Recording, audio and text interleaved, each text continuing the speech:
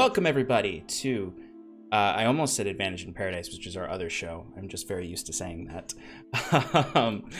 Welcome, everybody, to our brand new 4-part mini-series, The Arcane Quandaries of Strixhaven. Apologies for the length it took to get us live. You all heard me earlier today, talking about all the technical issues that I was facing. But we should be good to go now. So this is our new Strixhaven 4-part series.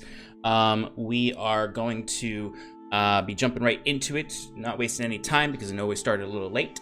But I want to do a quick roundtable with our folks here just to let you know who they are and what they're working on, what they want to shout out, and who they're playing, whatever they want to tell us. They could just tell us how their week was if they wanted to. But we're going to go around. We're going to start with Jorge. Hello, it's me, RoboGoblin, or Jorge, or TTRPGifts. And you can follow me on Twitter at TTRPGifts and on Twitch at TTRPGifts too. And tonight I'm going to be playing, well, today actually, it's not even night outside. I'm going to be playing Alberto Verani's. He's a buff, owling, barbarian dad. And both our pronouns are he, him. Excellent. Thank you, Jorge. All right, Sarah. Hello, I'm Sarah. I'm Serendipity Cause on like everything, Twitter, Instagram, TikTok. I be cosplaying. I'm gonna be playing Lance Osara, Satyr Monk. He's he, him, I'm she, her. And yeah. Excellent. And last but certainly never least, we have Kelsey. Hey, it's me. I'm Kelsey, also Rogue Uzu on Twitter and YouTube, where I take commissions. I'll draw all of your favorite D&D scenes or your characters, whatever you want. And on YouTube, I tell the story of the first game I ever campaigned, called Atlantis, and also a love story between my character Noella and an NPC called Yasuhiro. And now I'm going to also be starting to do speed paints on there, where I will just show me drawing things really fast to music. So, yeah. And tonight I'm going to be playing Marine Alvelmouth. So, yeah. Excellent. And I am Sean O'Donovan. I am the creative director here at Paradice Productions. Yeah, I will be DMing tonight. We have a lot of great programming here at Paradise, but you're here now, so let's enjoy some fun Strixhaven stuff. All right. So, all of you have come to Strixhaven one way or another.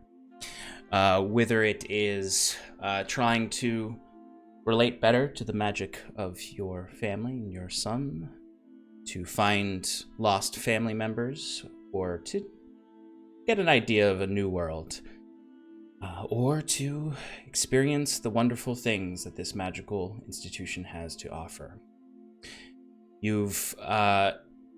Most of you have spent your time, some time here, while some may be new to the school.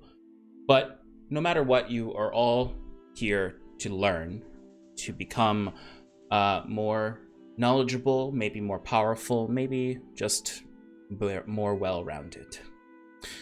It's only been a few weeks into the school year, or a month into the school year, having come back from the summer into the fall semester.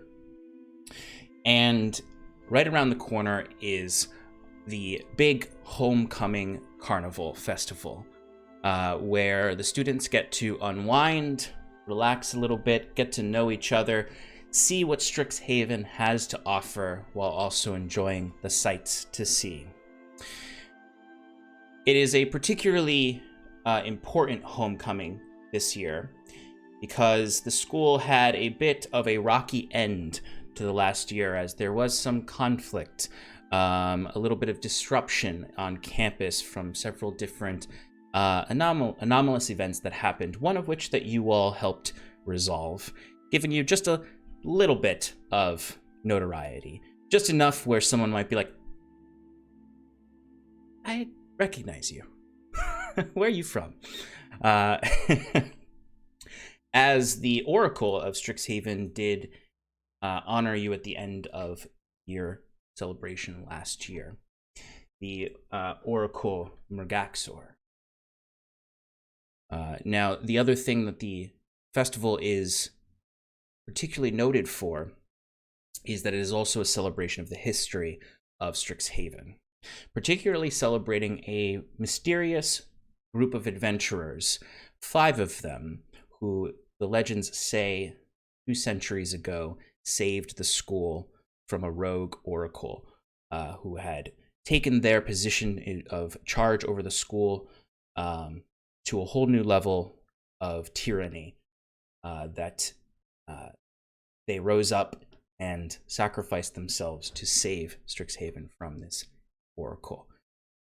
Now, the current Oracle Murgaxor was a member of this group, and the last remaining of that group and of that time, sort of a living memory. But that is all stuff to be uncovered over the next 4 sessions and this academic year. For now, we can get into the festivities. So, this is when I want to go around. I like to do little intros for everybody. So, we'll go around and you can give a small vignette about where you are at this festival, what you're interested in exploring here. Just to give a quick sort of look at what you're seeing as you enter. You would see raucous crowds. The place is packed. There are large tents set up for each of the colleges of Strixhaven. You would see... where did my notes go? There they are. You would see there is a this set of ancient ruins that have been uncovered. Those of you who've been here for a little while do know that these are not actual ancient ruins, but props that the Lorehold College brings to the festival as they are trying to get students to sign up for their college after their first year. They're not real ancient ruins. With a prying eye, a good insight, you would be able to tell. But it's all part of their fun activity where you can see they've set up a sort of mock archaeological dig site there where they have hidden prizes all throughout for students to uncover, as well as several of their professors are there recruiting and doing the usual admissions work. You would also see a beautiful, beautiful tent that almost looks like it is alive. As you can see, the head of the tent is in the shape of a jellyfish, and you can see these large limbs coming off and swaying, and almost, you might mistake it for just being swaying in the wind, but then you'd see one just sort of like kind of go into a group of first-year students, and it just dissipates into dozens of fish that swim up in a school all the way up in the air, as this is the Prismari College tent, devoted to the elemental arts and displays of beauty and nature and all that makes up an art school, basically. You would then see another area where it doesn't even look like a tent, this one. It almost looks like someone took the tarps of a tent and masterfully folded, melded, and bent them into all sorts of different geometrical shapes. Some of them just in lovely animals that just sort of like, you see one that just looks like a crane that it kind of like... But then others that make these perplexing shapes that almost fold in on themselves and out, and in spiral helix shapes and abstract images. You would know this to be the Quandaries College, known for their study of patterns, fractals, and symmetries, and utilizing math within magic. The next tent you would notice has is more designed like an amphitheater. As you can see, there is that layered seating arrangement, like a Greek amphitheater, with a very well-built and dramatic set there, with several different, both magical and practical effects. As you can see, currently, it looks like there is an open mic for poetry readings. Potentially it might be a poetry competition. As you can see, currently there is this lizard-born fellow who's just sort of very dramatically sweeping his hands all around, accidentally knocking over several props and then kind of getting nervous, but then getting back into his heartfelt poetry. You would know this to be the Silver Quill College, or the College of Eloquence, noted for the written word. And then the final college that you see is a actually relatively quaint tent, because the real estate that they're taking up is all behind them. As you can see, there is sort of like one booth there that looks like it's made up of druid-crafted roots that have come up out of the ground to form a little ticket booth. As you can recognize, one of the professors there, who is... I can't find his name, but I'll give it to you in a second.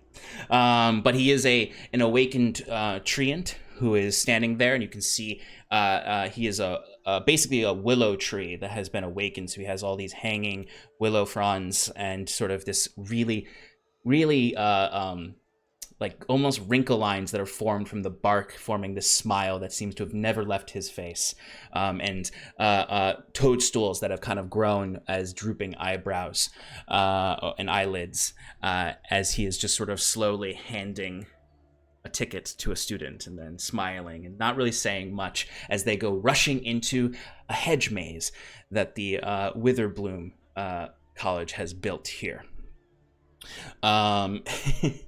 In the center, you would see a much, much larger grand tent that is much more akin to a circus tent that has all manner of lights peeling out from it. There's no events going on there right now, but you do know that is where the opening ceremonies are going to be, which is the first event that you'll need to go to after you've kind of done a little bit of exploring. Around the main tent are several booths, just like you would see in a student union at any college ever. There's just clubs, intramural sports, job offerings, any kind of thing that you might be interested in exploring in your new year here at Strixhaven. So now that I've kind of given you a general idea of the landscape, we'll go through one by one. Start off by describing what your character looks like. We do have fabulous art that is going to be displayed on the overlay for next week's episode, folks, so look forward to that. It's also on our socials, all done by our very own Kelsey here. So take a look at that. You can see Nora on screen right now, which is Shannon's character, which unfortunately she's feeling a little under the weather, so she won't be here tonight. She's in chat, though, so say hi to Shannon. Wish her good tidings. She'll definitely be here next week for some fun. Her character might still show up tonight, but not too much. All right, so yeah, describe your character and where they are in the festival and what you're looking to do. All right, so why don't we go? Let's go in reverse order. Let's do. I'm just looking at the overlay. Let's go with Kelsey first. Oh, that's me. So there is this green tinged Triton that's very just like short cut hair that kind of grows in just these thick locks that, with how they're colored, it almost kind of is reminiscent of like a coral reef. And she has like this long lashing tail behind her that has definitely seen some damage and tear from past fights and everything, as it's also scarred. But she's in the middle of stringing up a straight shot that she just gets a bullseye on at just an archery club. And she just is a little bit bored by it and can't find the archery club to really give her the challenges that she needs. So she like hands over the training bows back to them and just gives them a polite thank you. Um them. But I, do you want? Did you want to sign up? We got it. We got a form here, and you're really good. You're really good. You're really helpful for the rest of us because they're not that good over here. I mean, I'm pretty good. See, I'm not too sure about that, but maybe get more challenging targets and then I'll consider it for next year, I think. Okay. More challenging targets. All right. Yeah. And you see, this is like a half elf, young, probably in his second year here, but very young, probably like 19, and just really enthusiastic about archery, but clearly doesn't have a lot of resources for the club. But he writes it down. He's like, oh, yeah, okay. And what was your name again? Marion Alvamouth. Marion. Okay, all right. We'll definitely find you next year. Maybe next semester. We'll see if you can. I'll be impressed. And then she just kind of skulks off in the direction towards the where the treant was, because that looks interesting for her, because not only does she shoot, but she's also trained to scout and figure out directions. So she's interested in that challenge of this little hedge. Okay. So you approach the hedge maze, and you would find the professor there. You know this professor's name.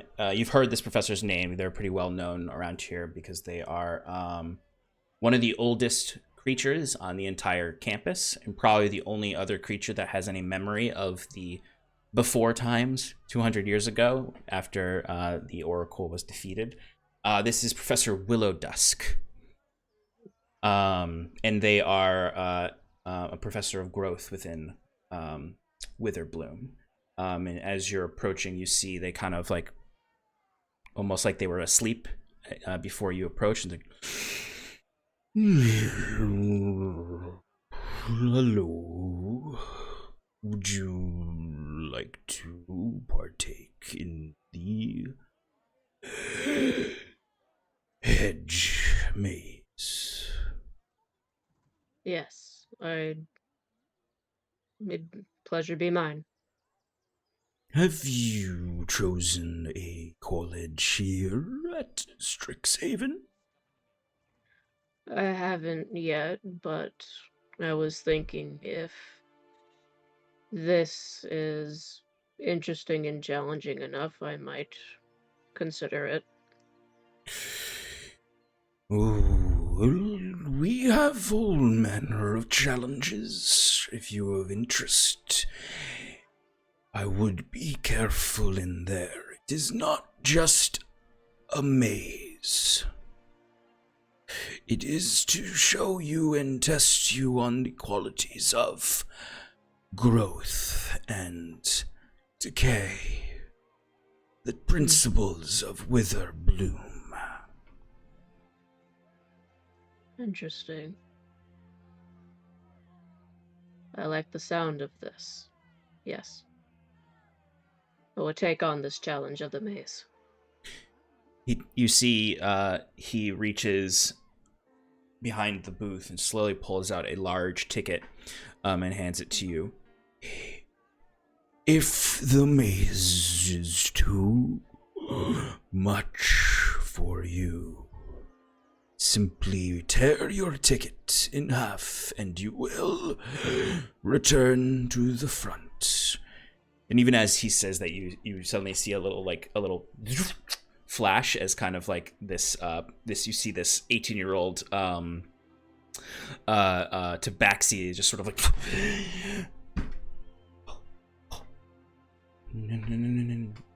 no thank you, I think I'll go to Quandaries. and they rush and run off. Hmm.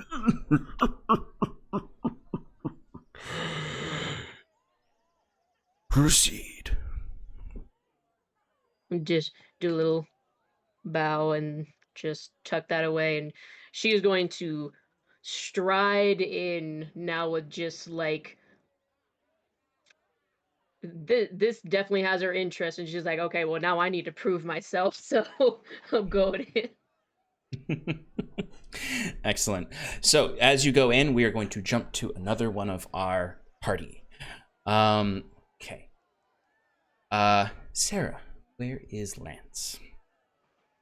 I think Lance is eyeing Prismari, but I think he's gonna go see about a job first. I think he probably likes last semester did the training or whatever that you need to do to teach at the rec center. So he's gonna go over to their booth. Absolutely. All right. Let me see. All right. So you would see there is basically the Strixhaven Stadium or the rec center. There is a crew there. You would find there she is. You would find a woman that is at the booth. She has long dark black hair. She has what look like elven ears, but has the unmistakable fangs, as you would know that this is Aurora Winterstar, who is a Dampier, who works at the Strixhaven Stadium as sort of the front desk office manager almost, filling out some of this paperwork here. And as well as the groundskeeper for the stadium. Having already kind of gone through some of the process for this, you would recognize Aurora and have met her already, having done the training before to qualify to work at the stadium's rec center. So as you approach, she would go, "Ah, Lance. I'm back.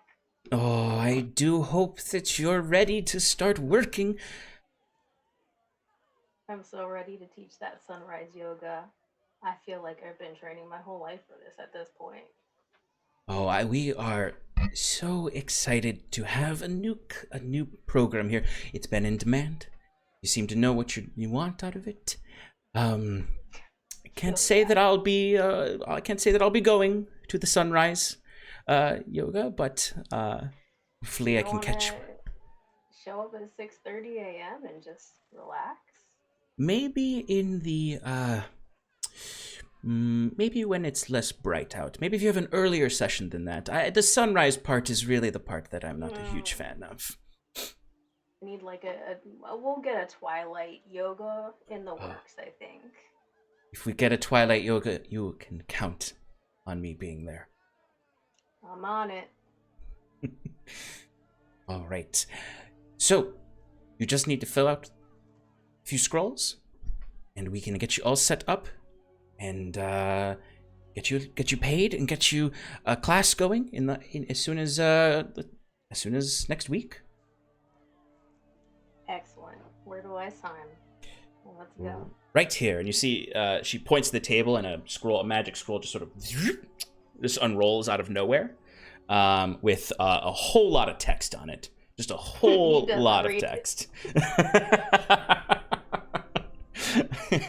The font is so tiny, but accept all agreements. Yeah. That line. Right. Sarah. Excellent. And you see, as soon as you finish the pen sweep, the scroll rolls back up and pops and vanishes away. As you can see, a big grin on Aurora's face, and says, "Well, I hope to see you at the rest of the festival." Oh, I'll be here. I'll be seeing the sights, you know. Excellent. All right. Is there anything else you want to do right now, Lance? I guess he'll go over to Prismari after he's done there, because that's I Okay. think the one he wants to go with. Absolutely. What does Lance look like? Oh yes, yeah, that's did you right. We missed that that I part. forgot that was the first thing that we needed to do. Lance is he's got brown skin, a little darker brown fur. He's a satyr. He's got like this, like black and brown sort of top on with some purple beads. Um, and yeah, he's got short brown hair, and both of his eyebrows are shaved into 4 pieces. And he just looks like he's here to vibe. Absolutely. Excellent. All right, so you can absolutely head over to the Prismari school. You would see that that exact kind of jellyfish look kind of going all around, and as you approach, you can see you see inside of the jellyfish. There are several different kind of stations set up where you see folks are talking to professors, but also there are like kind of like mini challenges going on where folks are using different elements to create art. You can see there's folks who are using magic to craft these perfect ice sculptures and manipulating it, and then you can see like kind of like these two working in a team where one is using magic while the other is like very quickly doing very precise chisels into it. And then you can see people creating like beautiful images with electrical currents, almost like they're using two polar sides to create this electro visionary piece. But the area is just like inundated with elemental magic, where you can kind of almost taste it in the air. As you would see, there are 2 main faculty members who are talking with the students. You would see one is they're both genasi.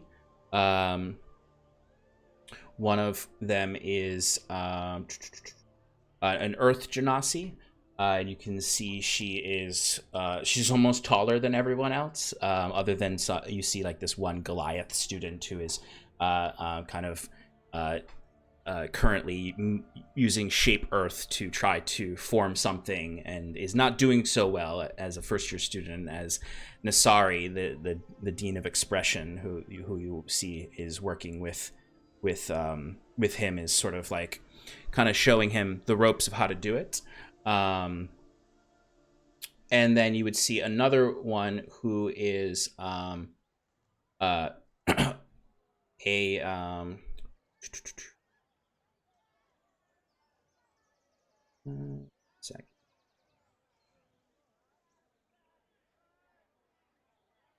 much more kind of tightly dressed, whereas Nasari, the Dean of Expression, is kind of got these like colorful robes on that are sort of flowing out, similar to the jellyfish above. You would see maybe she's responsible for the jellyfish, even though she's an Earth Genasi. You would see the opposite of her is the Dean of Perfection, who is kind of buttoned up, has a high-necked robe that is form-fitting perfectly, and then kind of comes down to a perfect angular structure, all one single blue, deep blue color. As you can see, they are a water genasi, and their hair almost kind of floats in the air as if in water. And they are kind of carefully moving around. They're the kind of the perfect image of like the art critic at the art gallery, as they're just looking around at people's works and just going, okay. Then the next one, I see it. I see it. This one, no, not so much. Not so much. You need work. You need discipline. while Nasari is just sort of like going to and fro to each student and being like, I don't know what it means, but I love that you made it. And the students are like, oh, it's really pulling me in multiple directions. But generally you see a lot of beautiful art all around.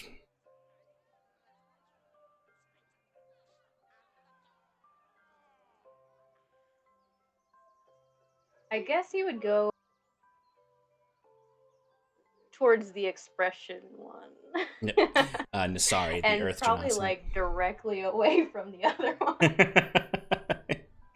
Yeah, that seems to be what is happening with a lot of the students. And Nasari would be kind of like finishing talking to a student who's showing her a this little like kind of paper sculpture they've made that is powered by the wind, and you can see they kind of like blow with their breath and a little gust of wind comes out magically, and you can see the little thing just starts to walk as the wind moves through it. And you see Nasari just sort of like bursts with joy at this and bubbles up, and it's just like, oh, that is so wonderful. How did you? Oh, and there's the intricacies there. That's, you've outdid yourself, Max. And you see the the young artist is just beaming with joy, and then kind of rushes running away with it. And she would turn her gaze to you, and you can see she has these very large, beautiful green eyes that are just sort of this like gentle, almost jade green that welcomes you in. Kind of contrasting with the sort of light reddish hue, red brownish hue to her skin. She would just look at you and go, hello! I've not seen your face before. Who are you? Hey, I'm Lance. I just thought your college looks kind of chill. Kind of cool. Kind of cool, kind of chill. Yes! Yes, very chill. The chillest. As you see, she kind of waves her hand, and kind of like a flurry of just sort of snow kind of falls down. That's good. Yeah. So, what are you interested in learning about? Do you want to become a mist mage, an ice sculptor, a heart rager, a flame singer? We have all sorts of disciplines in Prismari, as well as a balanced education. A balanced education sounds great. I don't really know what I'm looking for to a T. But I don't know. I could pick something up. I don't know. Maybe. Oh, don't worry. We have a path for you. There's a path for everyone. As she says this, you can see kind of like having made her rounds, you would see the other faculty member, Uvilda, kind of comes walking around Nasari and looks at you. And, you know, Nasari is like very tall. Nasari is like 8 feet tall, very lithe. She's almost like bending down to talk to you, while Uvilda is like probably 5'2", but like somehow looks just so much more frightening in the way that she's wearing the dark colors and is standing up taller, and just like kind of looks at you. Yes, a path for everyone, but no easy path. You must have the right foundations and discipline in Prismari. Sure, I'll get a foundation. Oh, Vilda, don't scare the students away. We have foundation classes that you can take and find your path. Sounds pretty easy to me then. It's literally in the name. Foundation. Well, we will see. Vilda looks at you. We'll see your portfolio at the end of the year. We'll see how well you do in the foundations and see if you can continue to become a esteemed member of Prismari. Steamed member, right? You see, she just raises a single eyebrow and looks at you, while you see Nasari just bursts into laughter and just you see she's a performer at heart. You might almost mistake her for a Silver Quill student, as you can see, like, there's almost like tears coming out of her eyes as she's laughing so hard, and they kind of just start to steam up and away. So I think you would do Like that. wonderful in the expression track. Yes, well, there is always the expression tract, right, Nasari? And you see Uvilda kind of just steps away, kind of rolling her eyes a little bit. Oh, don't mind her. Yeah, I don't really mind anything. All right, we are going to jump over to our last member for tonight, or today. Alberto, where would you be at the festival? Probably where the food is right now. So Alberto is this massive 6'5", brown feather and brown and black feather owling. He has like he's wearing like a blue shirt and black pants that almost go all the way to his talons. His massive wings, and this dude is massive. Like he's pretty beefy, and he is carrying around a great sword that looks pretty ornate.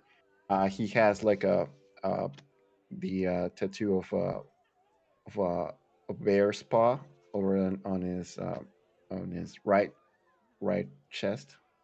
All right chest. Over here, yeah, and what else? He also has like a pin that says "My son went to uh, Lorehold and is an honor student." So he has a pin of that here, and he's probably around walking with eating probably a turkey leg or something big, like a piece of beef or whatever. And he also has like this another an apple on his side on his other hand, so he's looking around. He's kind of shy, pretty much. He's not really a people person, so whenever somebody tries to get his signature on something, he's like, oh no, thank you, son. Thank you. No, thank you. um, and he's looking around. He looks at Silver Quill's tent, and before that, he sees the Prismari one. And as soon as he sees the tentacles coming out of the jellyfish and going at him, his barbarian sense kicks in, and he's trying to like jump over it. But as soon as the tentacle tries to hit, and it dissipates, and like, okay, it's all fine. It's all fine. So he looks at he's eating around and looking at all the stuff. He stops at the lore hold, and he points at his pen that says my son is an honor student at Lorehold. And he's he just gives a thumbs up and at everybody and walks away. And he's really interested at this Witherbloom tent, and he's just walking around. Absolutely. Yeah, and you would definitely see like each tent you go to, there would be someone coming running up and trying to talk to you, whether they're faculty members or student ambassadors. They would all kind of come up and be like, and then you see like one would notice the pin and be like, oh, are you your son is an honor student in Norhold? Are you? Yeah. Are you also a student here, or are you just visiting for homecoming weekend? I am also a student, so I got my son was a Lorehold, I think it is, and he did pretty good in every grade. So yeah, he's pretty talented and he's pretty chill, as you kids say. But yeah, I'm a I'm a student now, so I'm just looking around right now. That is so great. We love adult learners in Lorehold. We have a lot of them, probably the highest rate of them. Just, they really there's something about parents. They're just really into history. There's something about dads. They just love a good history book. And, Lorehold, we are all about understanding the past, present, and future. And, if your son did so well, maybe you would do well in Lorehold. Yeah, history. We love history. No, I'm just take a look around. Thank you so much. What was your name? Oh, my name is Douglas. I'm a student ambassador here, and you see they're a really really excitable nerdy dwarf with shaved a shaved face with just sort of like really bushy mutton chops on the Okay. sides, and kind of hair held back tight in a little man bun, as Mm, he is holding onto a magical scroll and just trying to get signatures for interested students in Lorehold. Oh, yeah, okay. Douglas. Yeah, if you Douglas. if you want more information, you can just come by the Lorehold tent again and ask for Douglas, and I can help you out. And if you want, you can go digging. We've got our activity. We got prizes in the dig site. Oh, okay. Thank you so much, Douglas. I'll just take a brochure and I'll just walk around. Thank you so much for your help. You're doing great. You're Oh, awesome. Thank you. You're so pretty nice. chill. Hey. People keep saying that to me. I think they're right. I think I am chill. And just walk away slowly and then turn away and just go to the Witherbloom stand or tent. Okay. I'm getting like uh I'm having a reaction because I work at a university and I was literally at an accepted students event this weekend. Oh my god. So if my admissions voice comes on. um but yes, you get up to the I'd say you kind of arrive a little bit after Marine gets there. So I'd say Marine is about to step into the Witherbloom Hedge Maze when you would walk up and you could see the Professor Willow Dusk looks to you, says, another challenger for the Hedge Maze, young man. Young man. You stop. Um, Well, you're all young to me. that's okay. I get that, but thank you. And I just see Marin and hey, Marin, how's it going? Alberto, hello. It's going. Oh, frankly, it's been boring, actually. But this is interesting. I'm going to take on this challenge. Are you going to? I kind of do. It all looks pretty interesting here. I think I like it here. Oh, by the way, do you want an apple or something? I've got a bunch of apples and stuff if you want. Sure. By the way, this is a good moment to note that Marine is incredibly small. She's 5 foot, actually. Oh, She's oh, tiny. jeez. A little Triton. Yeah, little tiny, little Okay, jock. I Jockling. expected, yeah, like be taller as me, but okay, so I'll just be like, oh, okay, here you go. I got apples or I got granola bars if you want. Thank Granola you. bars, the equivalent, the D&D equivalent of granola bars. Oh yeah, there's absolutely, this is an admissions event as well as a student appreciation event. So there's definitely granola bars and apples and everything all around. But you would have also had passed the kind of like the food truck area where you would see the Fire Jolt Cafe had set up a whole area where you would have been able to get your meat on a stick and any apples that you wanted. There's a few other spots that would have been around there that if y'all want to check out later, you can. But Lance, if you wanted to, just to bring everyone together, you can pass by and see your two friends outside of the Witherbloom Hedge Maze right now, if you wanted to catch up with them. Yeah, perfect. On his way out from Prismari, I'd say passes by Witherbloom, sees them. Hey, guys. I imagine like Alberto looks at you and says, Lance, how you doing? I'm good as ever, Alberto. Yeah, we're going to the Hedge Maze right now. If you want to come, you look great, champ. Are you three the ones who helped the school out last year? Yes. Guilty as charged. We're missing one, but yes, we're we helped. Nora. Yes. Yeah. She's been a bit of a problem today. She went into the maze an hour ago, and from what I hear, she is messing with the other students. That sounds like Nora. Yes. Sick. Sick. You say sick? Okay, you say sick, and I was like, yeah, sick.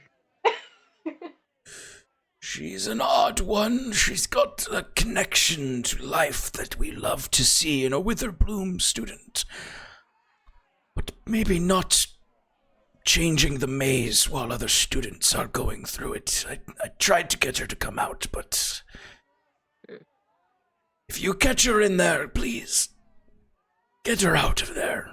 We're trying to recruit for Witherbloom, not scare people away. You got it, sir. But he'll hand each of you, Lance and Alberto, hand you both tickets, explain that you rip them in half if you want to leave the maze. And the three of you can enter into the maze. Ooh. Sweet. And I as soon as I go in and I see whatever's inside, I'll just go like, this is sick. Am I using that right? Am I using that right? Sick? Yeah. Yeah. Sick. You got it. I don't know what you kids are using these days, but sick. Like awesome. Awesome. Yeah. Awesome. Yeah, it's like that. Cool. Okay. Cool. Yeah, I know that one. Yes. Yeah. Classic. Oh my god, I'm my dad. Damn it. Okay. So as you enter into the maze, at first it feels like a relatively normal maze. The hedges are quite tall, and classic hedge maze. It's probably about 10 feet tall, and you're just kind of slowly going through it at first. So what I'd like everyone to do, first rolls of the game, is to, this is going to be somewhat of a skill challenge. So at first you're just kind of going through the maze. So you could do a survival, you could do a perception or investigation, whichever you prefer to try to start solving the maze. Okay. Oh, that's good. Got a 21. Oh no. For Perception. Perception, cool. I just got a 12 perception. Okay. Oh, no. 15 perception. Okay. 15, 12, and you said 21, Kelsey? Yeah. Excellent. All right. So Lance is probably a little just sort of spacing a bit, following the lead of his friends. You're not noticing too much. These are definitely plants. This is definitely a hedge maze. And to you, it just looks completely normal. I would say for Alberto and Marine, you would notice the plants seem to be acting a little strange. If you look closely, you would notice that the roots and branches of the hedges, they don't just sort of sway in the wind. They seem to almost be like moving of their own accord, kind of like a video game character at the ready. And I would say, Marine, with a 21, you would actually also notice that some they seem to be kind of like changing in size, where they kind of grow a little bit and then wither back down, almost like they're breathing. You have a feeling that this is quite obviously a magically enhanced hedge maze that might have some tricks up its sleeve.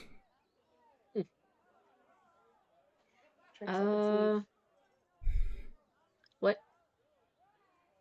Tricks up its leaf. This is going to be the puntastic quandaries of Strixhaven. Hey. Sorry. It's okay. I love that. I'm kind of curious about something. I'm gonna take one of my arrows, and I'm gonna kind of like hold it out and like tap like the little like waving things to see if they grab onto it. Great. You would notice as soon as the arrow kind of comes close to it, they do start to slowly reach out for it, almost like the plant is growing towards it. Okay, I'm gonna take that back and just put that back a little teeth and just so these plants might possibly grab you if they get too unruly later on in the maze. So no climbing the wall.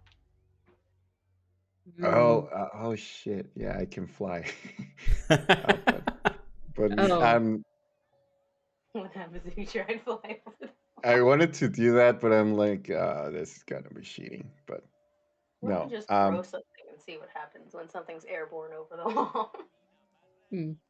Oh, you can try. Okay. All right.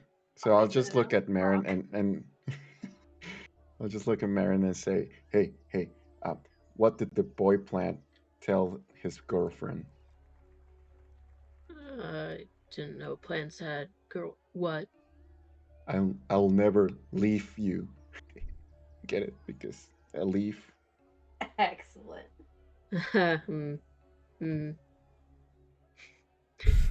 Me, the player, try not to laugh, but like Marion is just. I mean, it's just one of Rose's things. Oh God. Keep them coming, Rose brother. things, like one of those Rose things. Get it? Oh, are you? No, you'll get it. You'll get it. Are you gonna throw something or? Oh yeah. Yeah, you start as you guys are kind of talking and cracking dad jokes. You start to see the hedges around you start to kind of shake suddenly and vibrate. What do you do? I'll just grab my great sword and just try to poke it.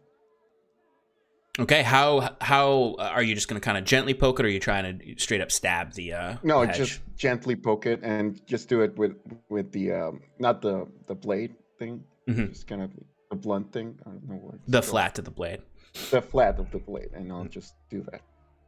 Okay, yeah, you see the vines are continuing to shake. They seem to be shake more and more and more, and you see roots do come out and grab at your sword, and they're grabbing a little tighter now. Like you have to really kind of pull it back to get it off of the out of the grips. Even though like the hedge maze doesn't seem to care that it does like cut its own branches a little bit as it grabs onto the sword to pull on it. But it seems like the longer you stay in this spot, the more aggressive the plants are shaking around you. Got it. Okay. Okay. So I'll just say that, and I just take out my greatsword from that, and I put it away. Okay, Bloomer, and let's go either way. All right, so there's a left and a right ahead of you. Which way do you want to go? Which way do you want to go, kids? What's the rule about mazes?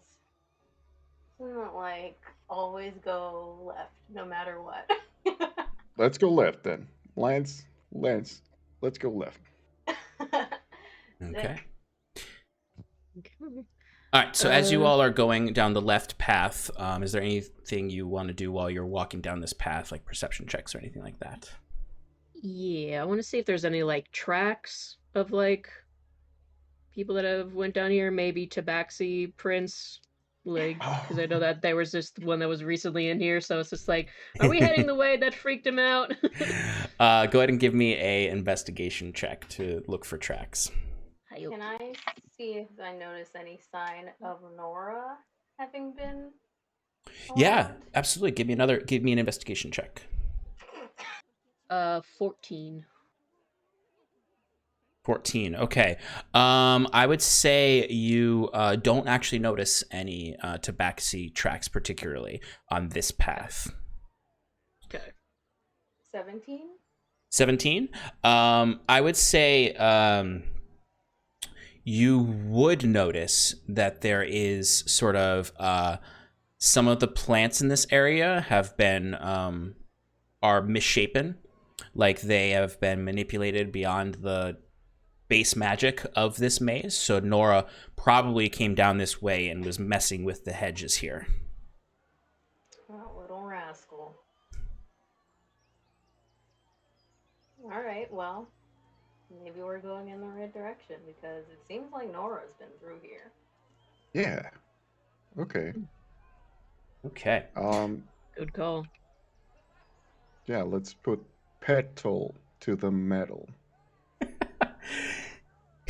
I love Marine's responses to the dead jokes. Just imagine just the coldest of stares. He's just looking off at the distance like I just feel like this icy places coming from if looks could kill. Yeah. All right, so we'll keep on the on okay. that track. Yes. All right, so as you enter into this space, you go down the left-hand path, and there's another right turn that is the only turn you can go on this path, and it actually leads to an opening in this space where there's kind of like a small glade almost, where there's actually trees planted in here that have grown up. There's 4 in here that kind of create a little tiny canopy where you can't see the sky anymore. And you can see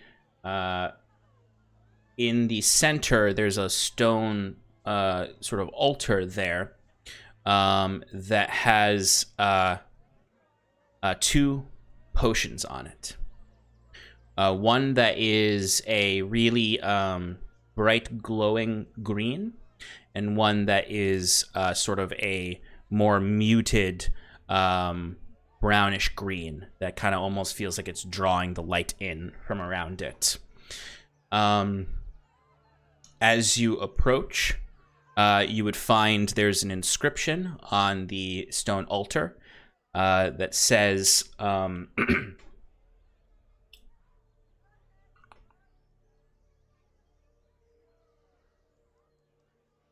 where did I put it?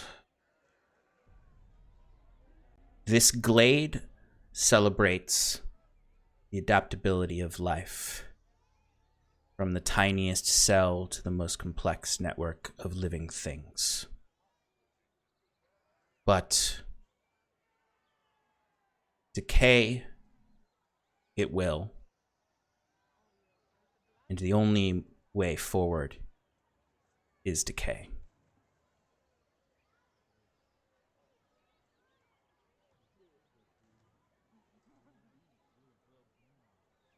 That's by the potions.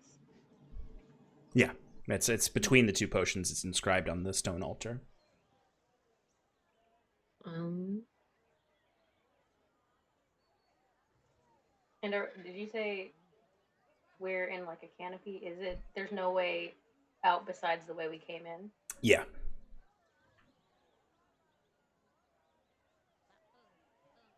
I think one of these potions will kill a tree. Or possibly just destroy one of the walls that we can make brittle or something. Do you want me to hit it? No, not yet.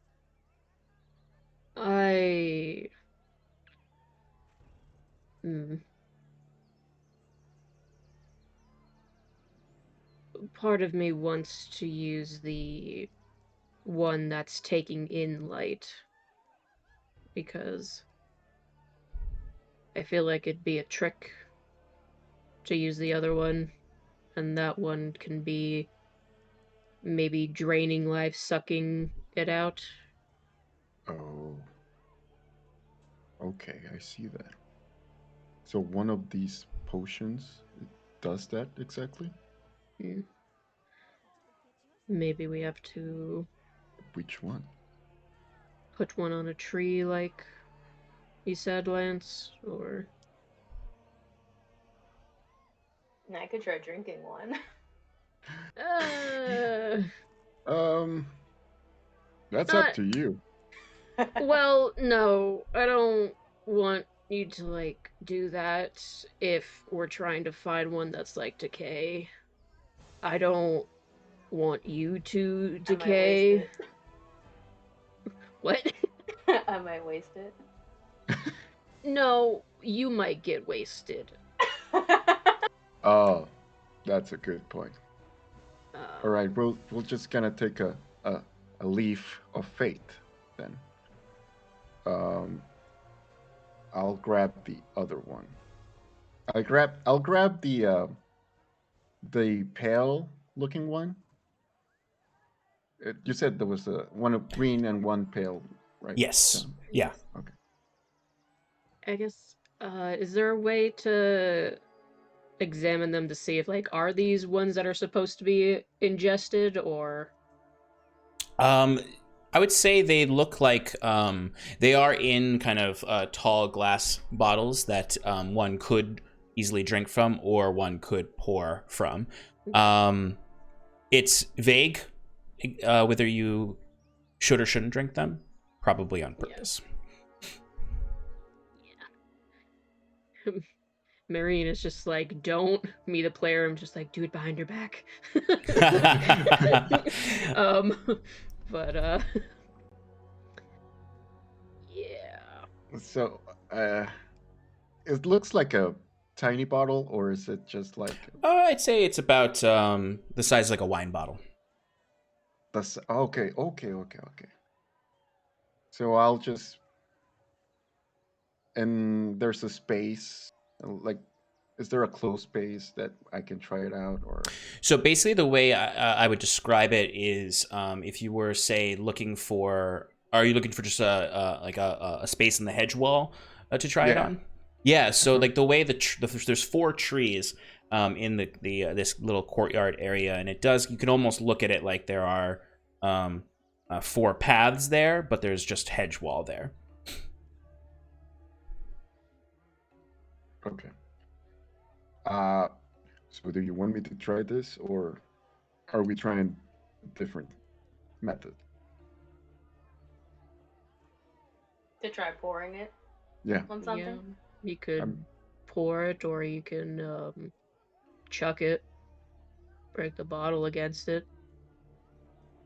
Okay. Say aloe to my little friend, and I'll just sprinkle it over there. Oh. Okay, so I'm you sorry. are gonna. I'm sorry. No, it's just gonna happen. So you're going to. Are you gonna chuck it or are you gonna pour it out with yourself up close? Probably chuck it. Is there a way like I can just cover it and just sprinkle a little bit on it on the stuff? Yeah, you can do that. Okay, I'll do that and just test it out. Okay. So I'm sorry, which bottle did you grab? The pale looking bottle.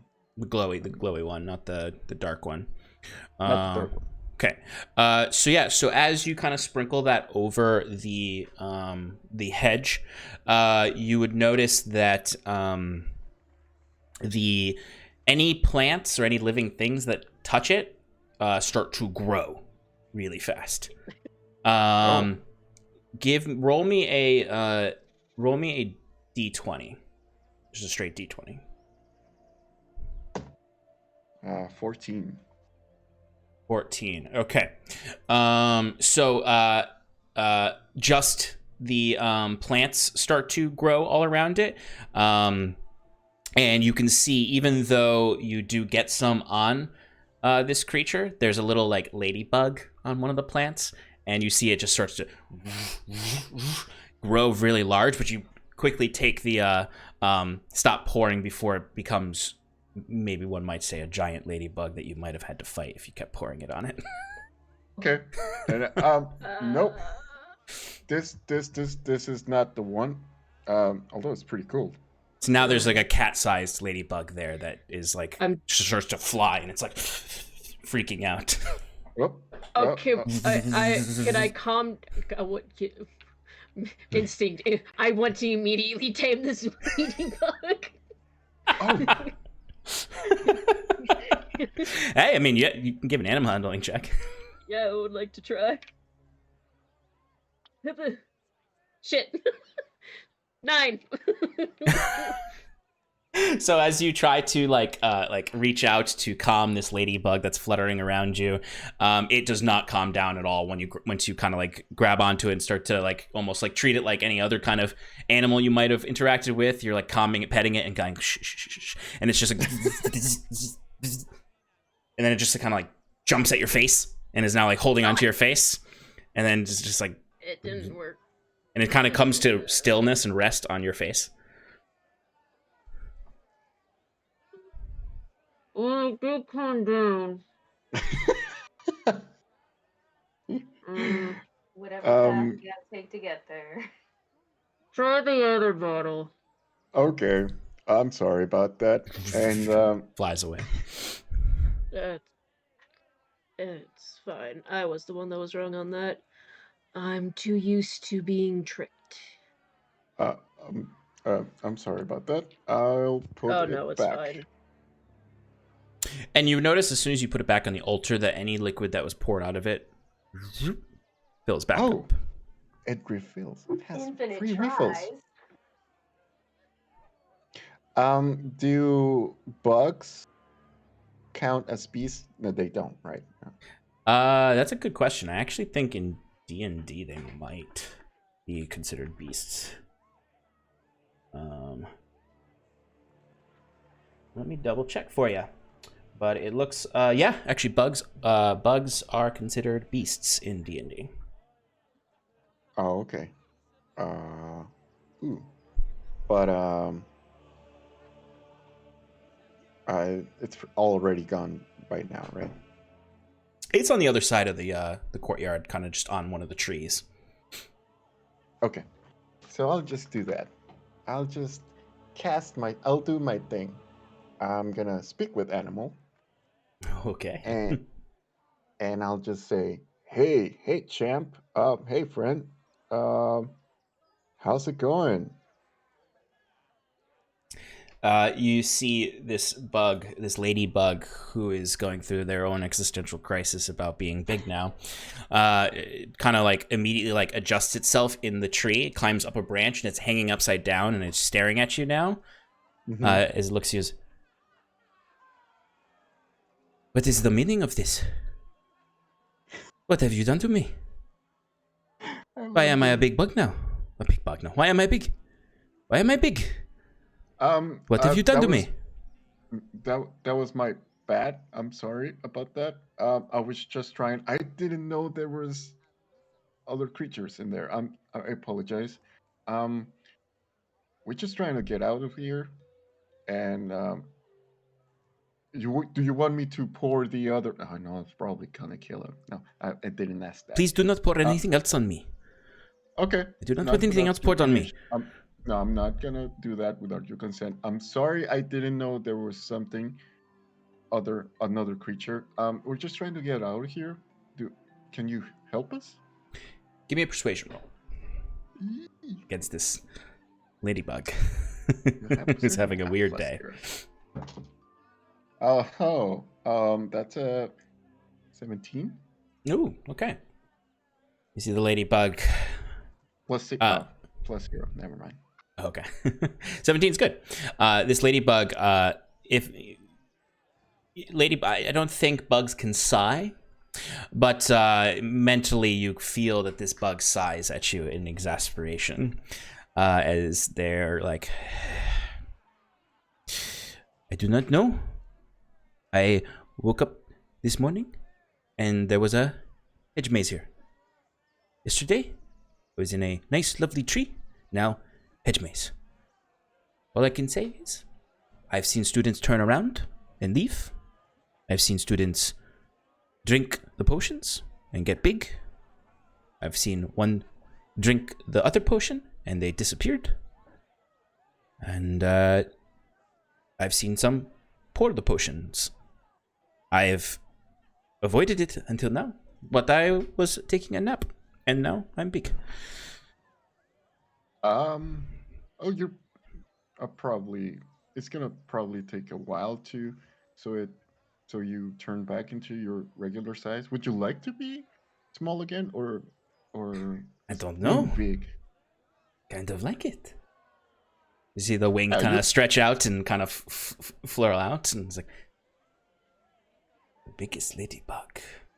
Yeah, you're pretty good right now. And I don't know. I just imagine myself like talking to this ladybug, and everybody's looking at me like. Yeah, Alberto's definitely like. Okay. The bug's like. And I turn to everybody and I say, I'm sorry. So it turns out that we need to purr the other one, or we can take it and we become invisible. How about we pour the other one on a different wall? Yeah. Do you want to try? Well, look over to Lance. Sure, I'll pour it. What did you do last time? Throw it or pour it? Yeah, I just sprinkled it. Yeah, I just sprinkled it on. All right. Well, it seems like they come right back. I'll take that other bottle over to the same area. Try and avoid any little bugs. Actually, can I look to see if there are any other little creatures? Yeah, give me just like a real quick investigation check. Yeah. Oh shit. Natural 20. -1. Hey. Okay. You're able to, I'll say you do find other creatures in there, but you're able to kind of rustle the bushes and scare them all away, and they crawl away or avoid the area so you can safely pour and not disturb the local ecosystem. All right, I'm gonna try just pouring a little bit. Okay. Are you sprinkling it like Alberto, where he kind of had his thumb over it so that it just a little bit came out? I'll follow Alberto's lead. Yeah. Oh, sorry, I totally forgot to tell you this, Alberto. Your thumb got a little bigger when you did that. Like your thumb swelled up just a little bit. Follow Alberto's lead. Just get a little baby thumb. I will just. Yeah, just a quick like slash. Okay. Yeah. I guess I guess this counts as 2 thumbs up. It's like a little balloon thumb. As you splash it, it does appear to, when it hits the plants, they do decay and wither and turn to dust. Oh. I guess that's kind of sad. But I guess does that seem like the right thing? It could work if you pour. You can try pouring more on to try to get more of the plants to wither away. Well, I'll try it. Okay. Try pouring more. While Lance is doing that, can I collect some of the other potion? Wait a minute. I don't know what this is gonna do, but I guess I'm gonna find out. Can I collect some of it into my water skin? You may certainly try. Okay.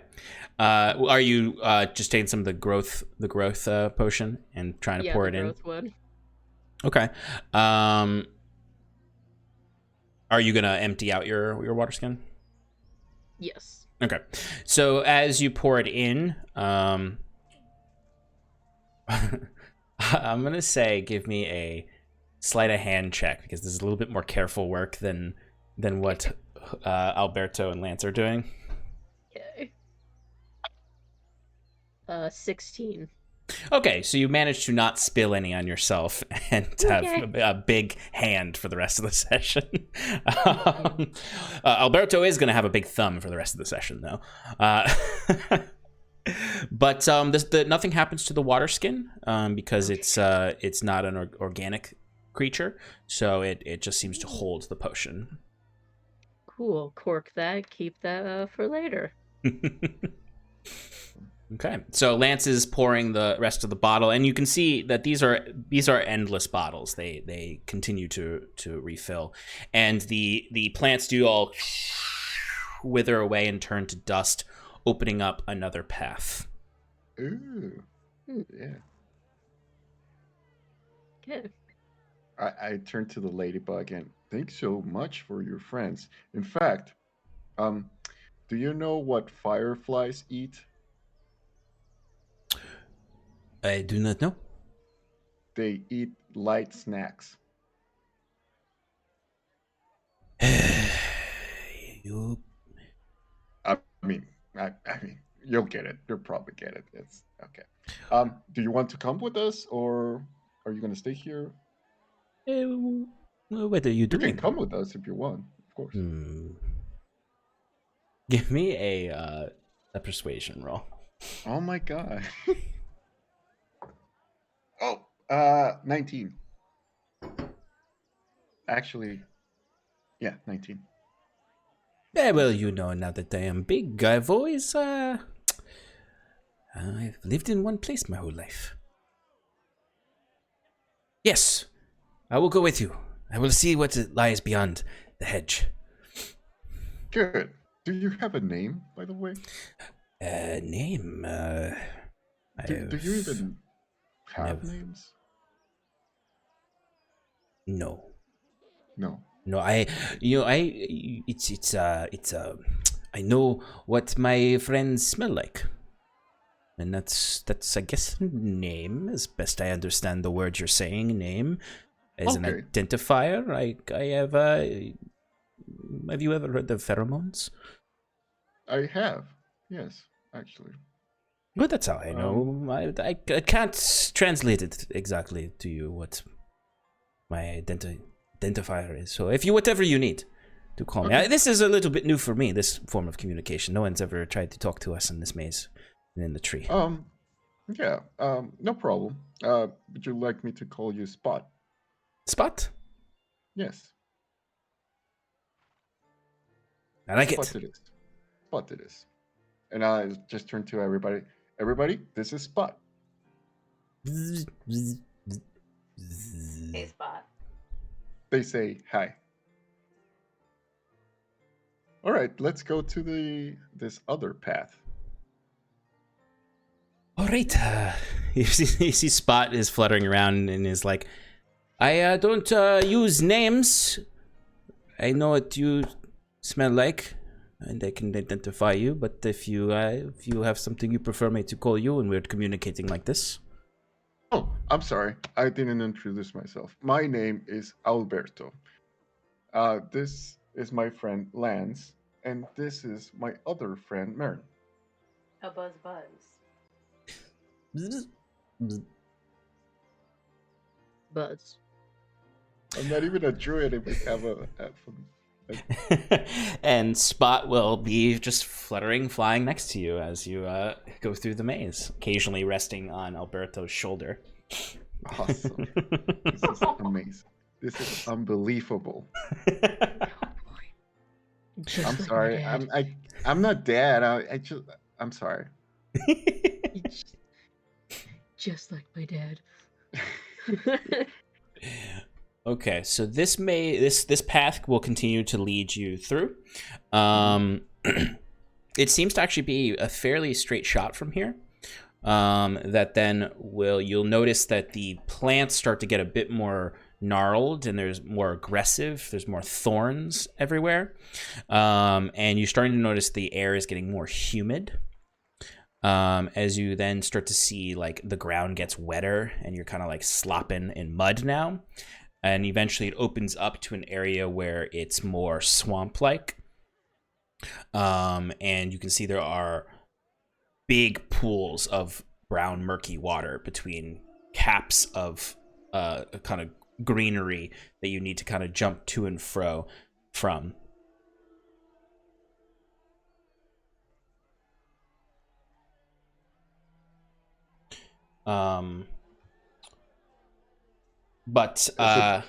Yeah, go ahead.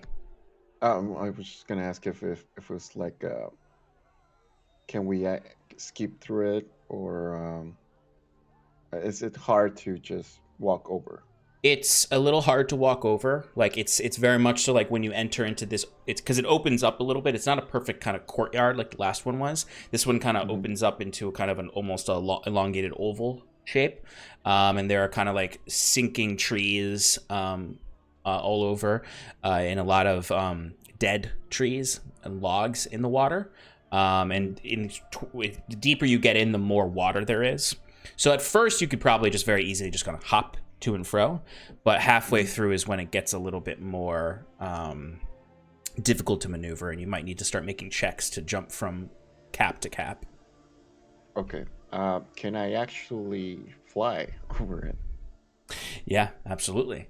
Yeah, and there's nothing like absolutely. The flying is just. This is one of those moments when flying is just going to solve your problem for you. But you got two friends back there. You kind of fly over, like nothing really happens to you. It gets a little bit more humid in there, but nothing reaches out for you as you kind of hover over the water. Okay. I'll just look to my group and say, would you like me to help you cross this? I can go back and forth between. I'm good with the water. Okay. How about you, Lance? Me. All right, and I'll try to scoop you up and just cross over that. Yeah. Flare out my fins and I'll just go the other direct route. Okay. Which so is pretty cool, by the way. Yeah. Lance, you're easily Alberto, you're easily able to pick Lance up, given your barbarian. And then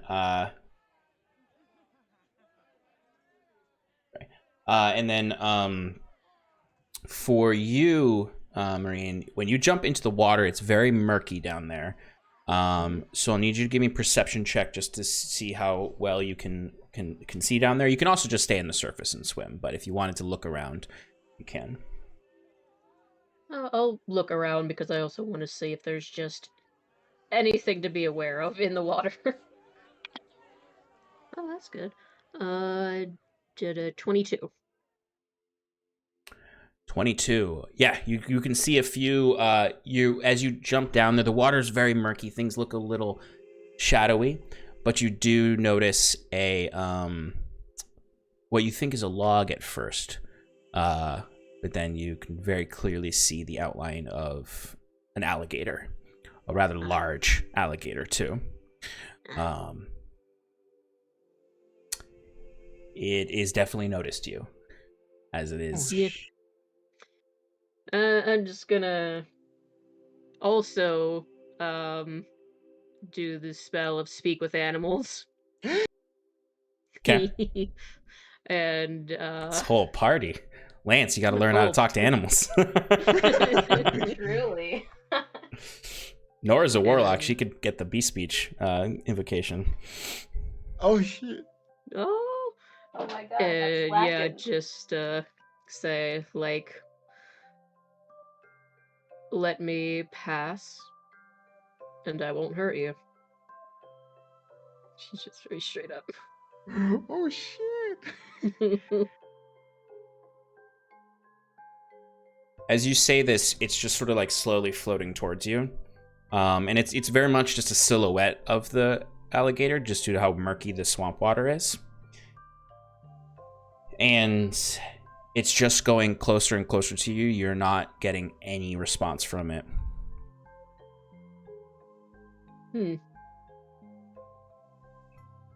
That's weird. Give me another perception check real quick. Hi, okay. Nat 20. Nat 20, nice, excellent. So it's at this point, there's just sort of like, like a little bit of sunlight breaks through a little bit of the cloudy water, and you notice as it drifts over the alligator's eyes, they're clouded over and opaque. And then you can notice that there's like a whole cheek missing from it, as this is definitely an undead alligator. No talking with that. Oh. Cool. What are you gonna do? I'm gonna get out of the water.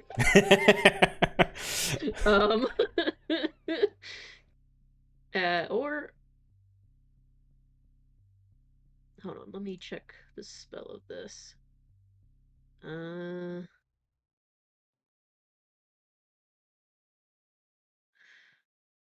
Is it? Would it be weird to try to cast fog cloud down here? It's make a murky cloud.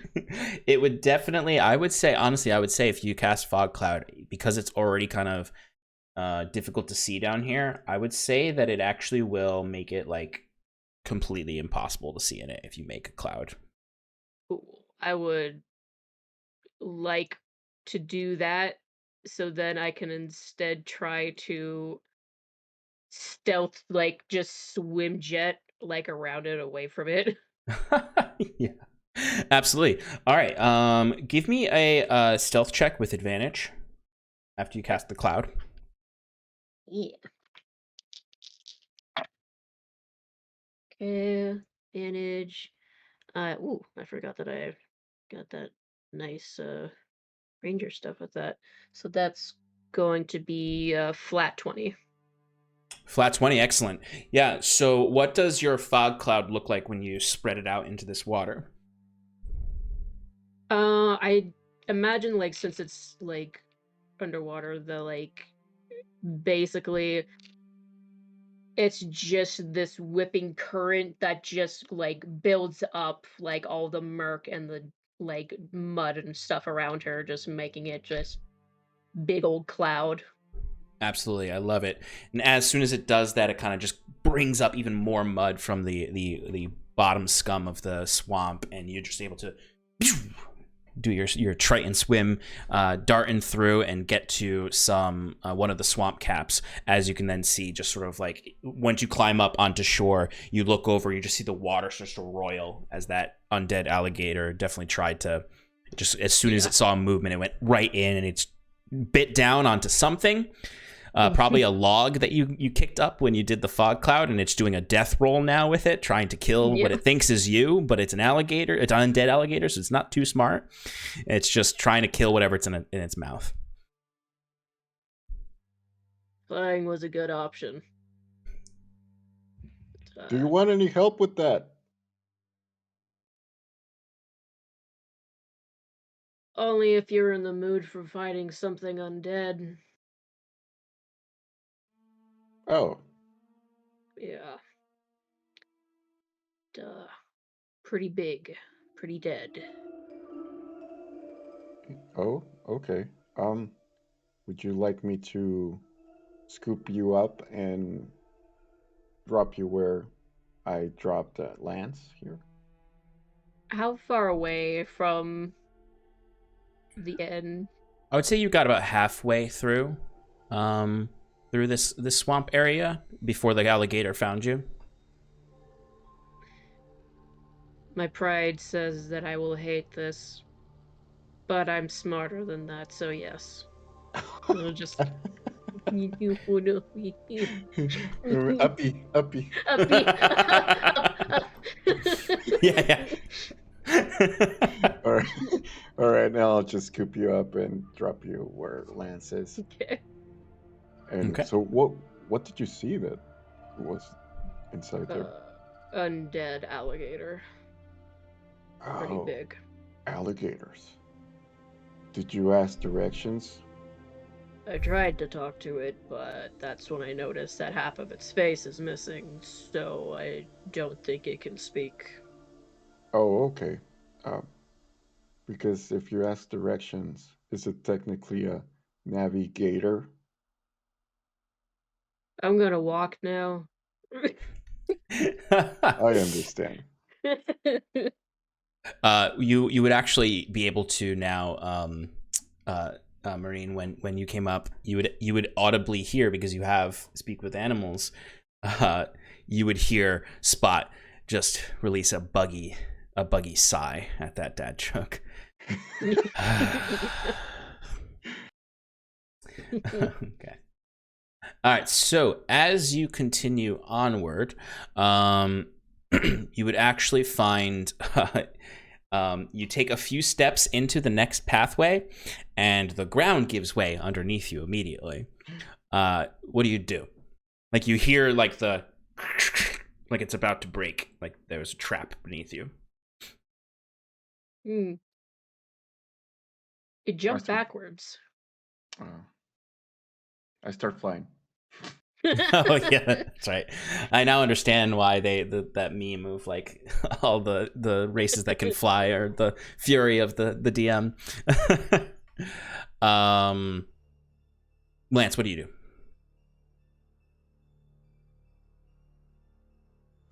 Yeah, I'm gonna try and jump and maybe grab something if I can. Yeah, absolutely. Go ahead and give me, except for Alberto, give me a dexterity saving throw.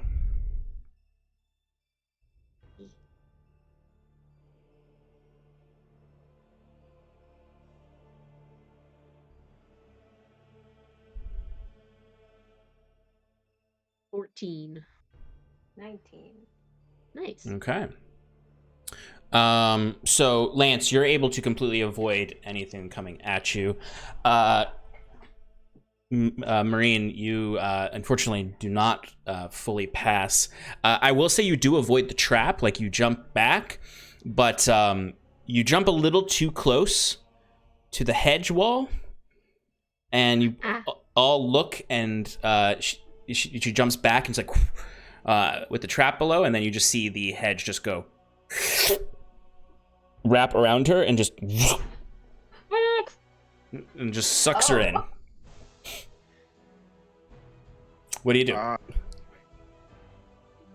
Can I go back and try to help? Yeah, you can reach in to try to help. She's definitely in that hedge. So I would say give me a you could do an athletics check against the hedge athletics. This is a very athletic hedge. Acrobatics or athletics? 21. Oh, nice. So, Lance, you would notice that Alberto puts his arm in to grab Marine, and you do kind of grab her shoulder, her arm, and you start to pull her out, but then you notice more tendrils of the hedge are grabbing at you now. And Lance, you would see both of them pulled into the hedge. Oh, fuck! Oh So my don't God. touch it. Okay, let me think. Can I Can I do gust of wind? To try to push Alberto back out there. Yes.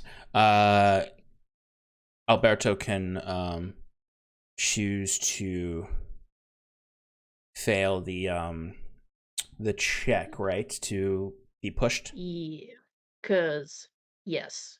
So I can push him 15 feet away, and sadly I can't push myself, but I don't know if he'd be able to like pull me along with him, but yeah, I can push you 15 feet back.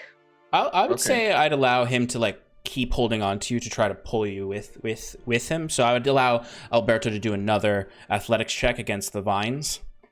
Okay. They I'll rolled do really that. they rolled really well. Well, don't, Sean. I'm sorry. That's a 30-20. Oh, okay. This time you do beat plants as they got an 18. There's this gust of wind floating up the entire plant. All the plants are starting to shake now all around you all. But Alberto goes crashing out, and you would be yanked out with him, Marine, as you kind of just go collapse down to the ground, back in the maze.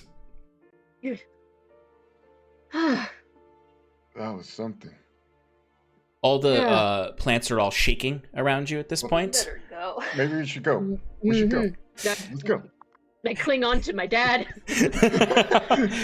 you all rush forward and take a quick turn, and as you take a turn, you all almost crash right into Nora, who is just standing there and staring at you with the most blasé look on her face. Oh, hey, Nora. Hey. If you did that, I'm going to kick your ass. Did what? How long have you been in here? How long have we been in here? Yeah. You're not quite sure, to be honest with you. It almost feels like time is a little funky in here. Okay. Less Didn't than tell you, ya. at least. Oh, I saw this maze an hour ago. And what are you doing here then? Sabotaging people. Just like the plants. Oh, You want me to show you the way out? yes, that would be lovely. Yeah. Have you met our friend, Spot? She just turns around and starts leading you guys. So with the help of Nora, who Shannon, I hope I didn't butcher the accent that you told me you were going to do. She leads you out, and she actually leads you, weirdly enough, back to the original chamber with the growth potion and the decay potion. And she hands it to each of you and says, "Drink this." Insight one? check. Go ahead and give me an insight. Yeah. Go ahead and roll an insight. Amazing. Hold on a second. It's flat 20. Yeah, I mean, Nora is a bit aloof and a bit of the kind of a quiet character who's kind of tends to, but she's not. She might like to mess with people, but this seems trustworthy. She seems like she wants to leave. Lance is Okay. already drinking it. Yeah, even as you're like narrowing your eyes at Nora, Lance just and you see Lance immediately turns to dust. Trust me.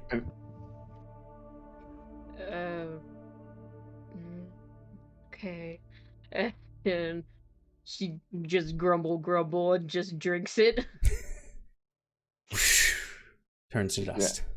And I'll just grab the bottle and I say one more time, and I'll just drink it. And you all turn to dust as you all would then, and then you would recombine, and almost like it feels very weird because you, for a moment, you just are out of body experience as you kind of just turn to dust blowing in the wind that then slowly settles.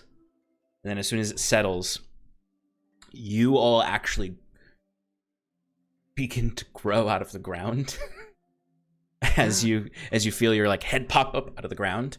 And you have to like drag yourself out of your where you've been potted, essentially. And you, as you drag yourself out, you look up and you can see the exit to the maze is right there. Whew. Hmm. Well, that was something, right? You see I think Professor that went Willow really Dusk. well. Professor Willow Dusk looks to you all and is, Oh, you did it. Good, good. Most people are afraid of decay. But you must embrace it as you embrace growth to fully understand life and to be a true wither bloom. Oh, thank you. We so just a heads up, we have like a giant ladybug in there, and we just call them Spot. Just a heads up. Oh, if I see them, I'll point them in your direction. Thank you, we appreciate that. and it's at this point you would all hear a loud bell chime in the distance. Not like a gong bell, like boom, boom, like a almost like a wind chime sound echoing from the main tent, which means that the opening ceremony, so to speak, is being called. So you can head that way if you'd like. Oh, okay. Well, that was something, right? That was sick. And I just turned to Lance. Like That was sick. Yeah. That was sick. Yeah, I was sick, right? That was sick. I was so sick. And I'll just. Does anybody want something to eat? I got everything here. And just do on my pouch. Or imagine I have like a pouch or something. Yeah, a little side pouch full of apples and granola bars. Yeah. If anybody want an apple, and just try it. I'll take an apple on Awesome. the way. Awesome. I'll just. How about you, Mary? You cool? You cool? Oh, yeah. I'll take an apple, I think. Okay. And Nora is with us, or? Yep, Nora's with you. Okay. Nora, apple. She'll take an apple. Okay. She'll shyly take an apple and smile. Awesome. So that's my thing. Every character has a snack. With every character I build has a snack, and Alberto has apples now. Excellent. I want to see if that potion worked outside of the maze. I'm going to try to sprinkle just like a little bit onto the apple. Oh. Big apple! Oh, I'm gonna find something to dump this on later in this game, and I am excited. Yes! Oh my god, that's amazing. It actually like cracks a smile. Yeah, you have a big ass apple now. Big apple. Big chunk. But as you all head, and everyone is kind of conglomerating towards the big tent at this point, we're gonna take a quick break, and we will be back very shortly, folks. So please stick around with us, and we'll be back in a few moments. Hey. See you soon. See you soon.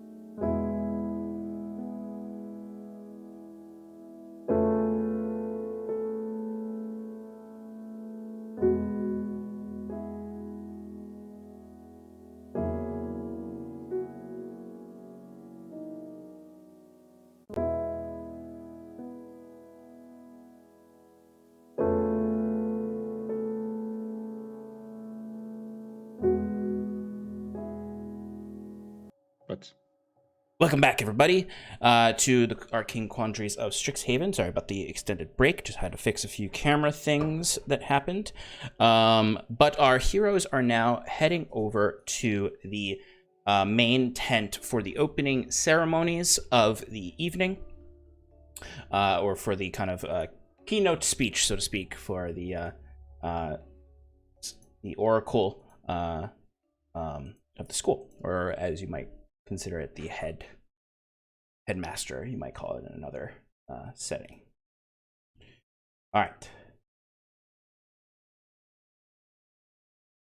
So everyone is moving all together as a crowd as you enter into this large, beautiful tent that has this that is scarier music than I intended. There we go. As you can see, there's this central, there's not really a stage. There's really just sort of this small circular dais that you can see the oracle is standing on. There are kind of amphitheater seating all around the theater, but it is spectral. It is corporeal enough that you can step on and feel confident that you're not going to fall through it. But you can see, instead of dragging in bleachers and breaking and picking things up and moving things for events like this, they're just like, we'll just make the seats out of magic. It's a lot easier for us. So you can kind of gather in and find your seats. As you can see in the center of the room, you can see a interesting figure. He is he looks very tall, even though his upper body is very small. Almost like there's just sort of this long vertical robe that hangs down, and like you imagine the first time you saw the Oracle Murgaxer, you were like, I think he's a bullywug, so he should not be tall. He should be halfling sized. But he is about 6 feet tall in appearance, leading to several rumors all around that he just floats underneath his robe to make himself look a lot taller, or that he has some kind of contraption that makes him seem taller, and that really there is just a halfling-sized bullywug inside. For those of you who don't know, a bullywug is a frog folk race in D&D. And you can see he has his arms are just kind of gently held together right here, as he has this very faded green skin that almost looks like the years have taken their toll on him. He has these very, very bright amber eyes, and there are several orbs that kind of float around him as he's just standing there with his head held high. You can see kind of the large frog mouth extended around as he's staring out at everyone. Oops, the camera's got messed up again. 1 second, folks. Sorry. Just need to get Kelsey back on screen. Oh. Where am I? She's lost. Ah! You're back in the maze. No.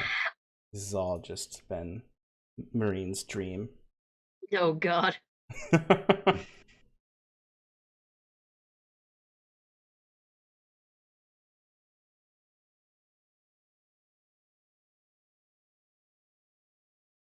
There we go. Kelsey's back. Hey. All right.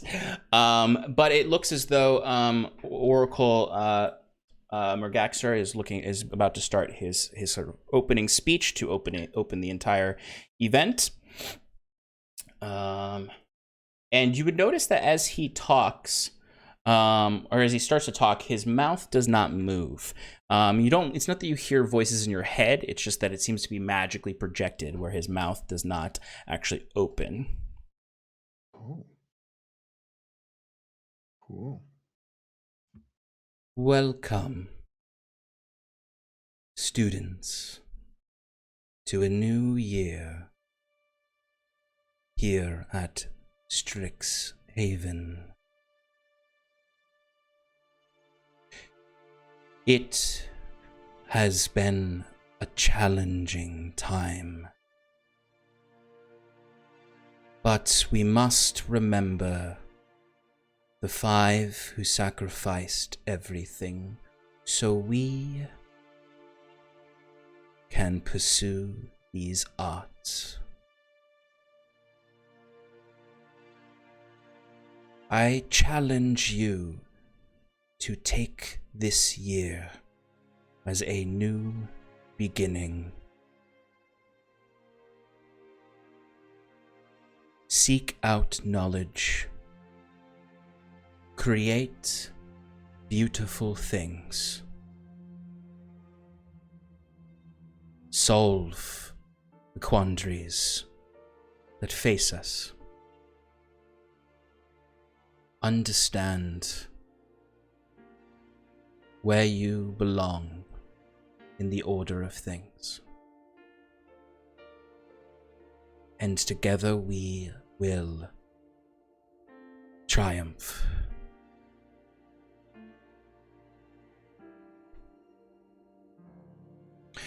And you would see people kind of like, there's meandering, kind of like clapping and whatnot. Older students seem much more used to his presence. He is a very odd, almost off-putting faculty member. He does not show up often.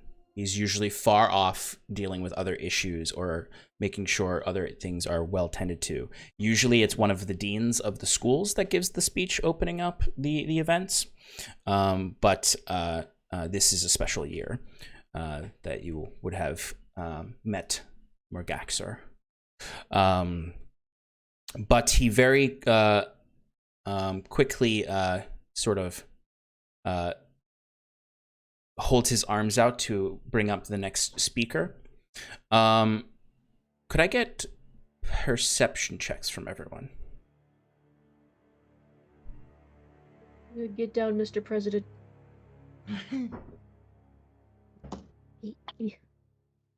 11. Nat 20. Ooh, Hey. baby. Hey! I My got a fish 10. eyes! Those fish eyes. It's like you're like, man, everything is so cloudy in the water. It's so clear up here. Yeah, it's like, wow. I can see. I can fight.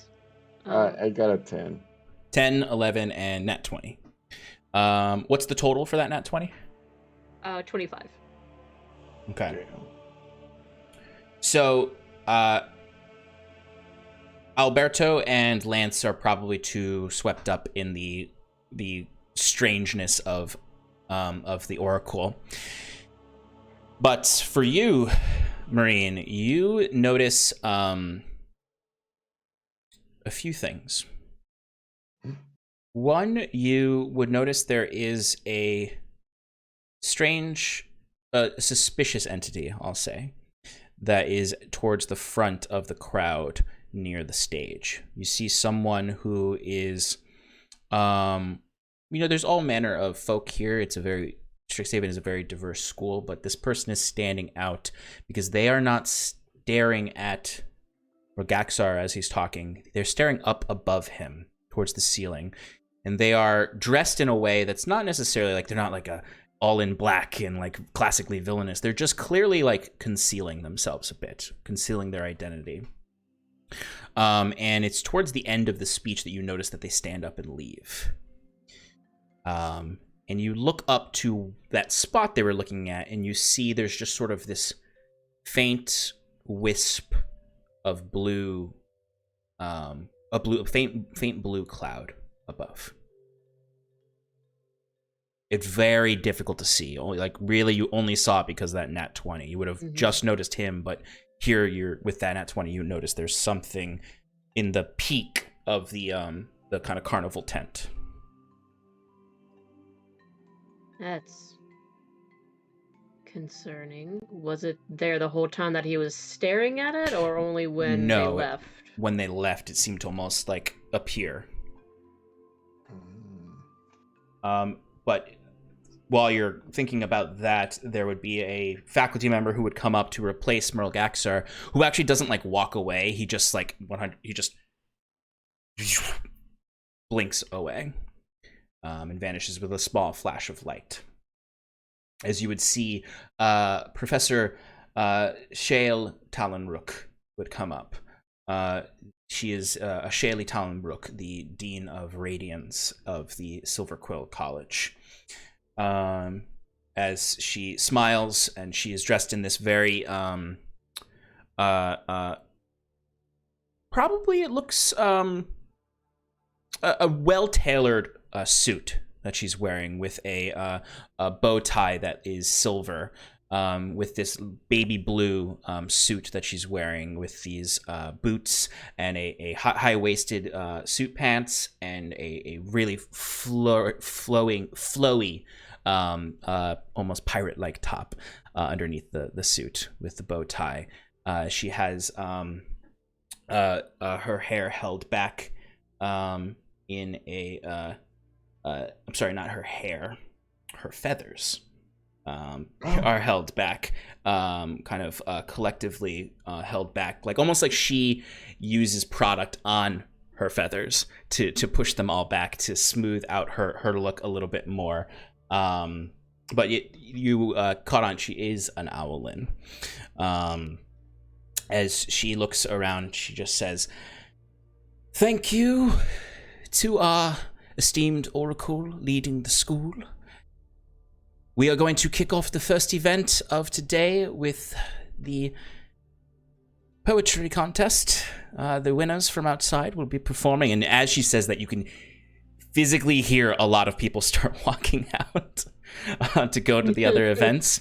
There are other events at the individual colleges, but please return later if you wish for any of the events in the main tent. There will be an event for each college, but we leave the rest of the afternoon to you to seek out knowledge, as Merlgaxar, our oracle, has stated.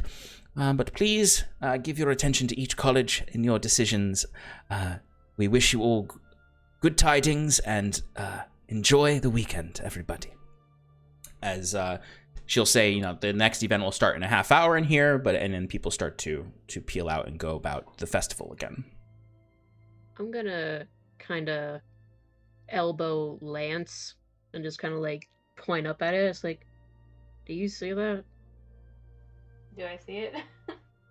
Now that she's actually, or he's, that she's pointing it out, you can actually see it. You wouldn't have noticed it without Marine pointing it out. Huh. Can I see if I can, I don't know, make a guess at what it might be? Like, I don't know. Yeah, give me an Arcana check. That'd be bad. Sure. Yup. 19 minus 1, 18. No, not so bad for a -1 modifier. Yeah, that's a pretty good roll. So I'll say you're not quite sure. It looks spooky. In your head, you're like, is it a ghost? A spirit? You remember maybe sometime in one of your classes that maybe you weren't paying the most attention in.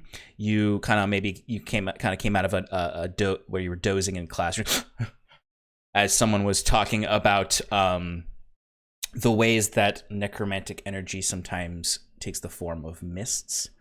That's why, and often there's that's where the trope of the misty graveyard, the foggy graveyard, comes from. That sometimes there is coagulation of necromantic energy that can look like mist. Oh, damn. Interesting. Necromancy. That was above where the oracle was speaking, right? Exactly, and at the very peak of the top of the tent. Okay. I don't know what to make of that.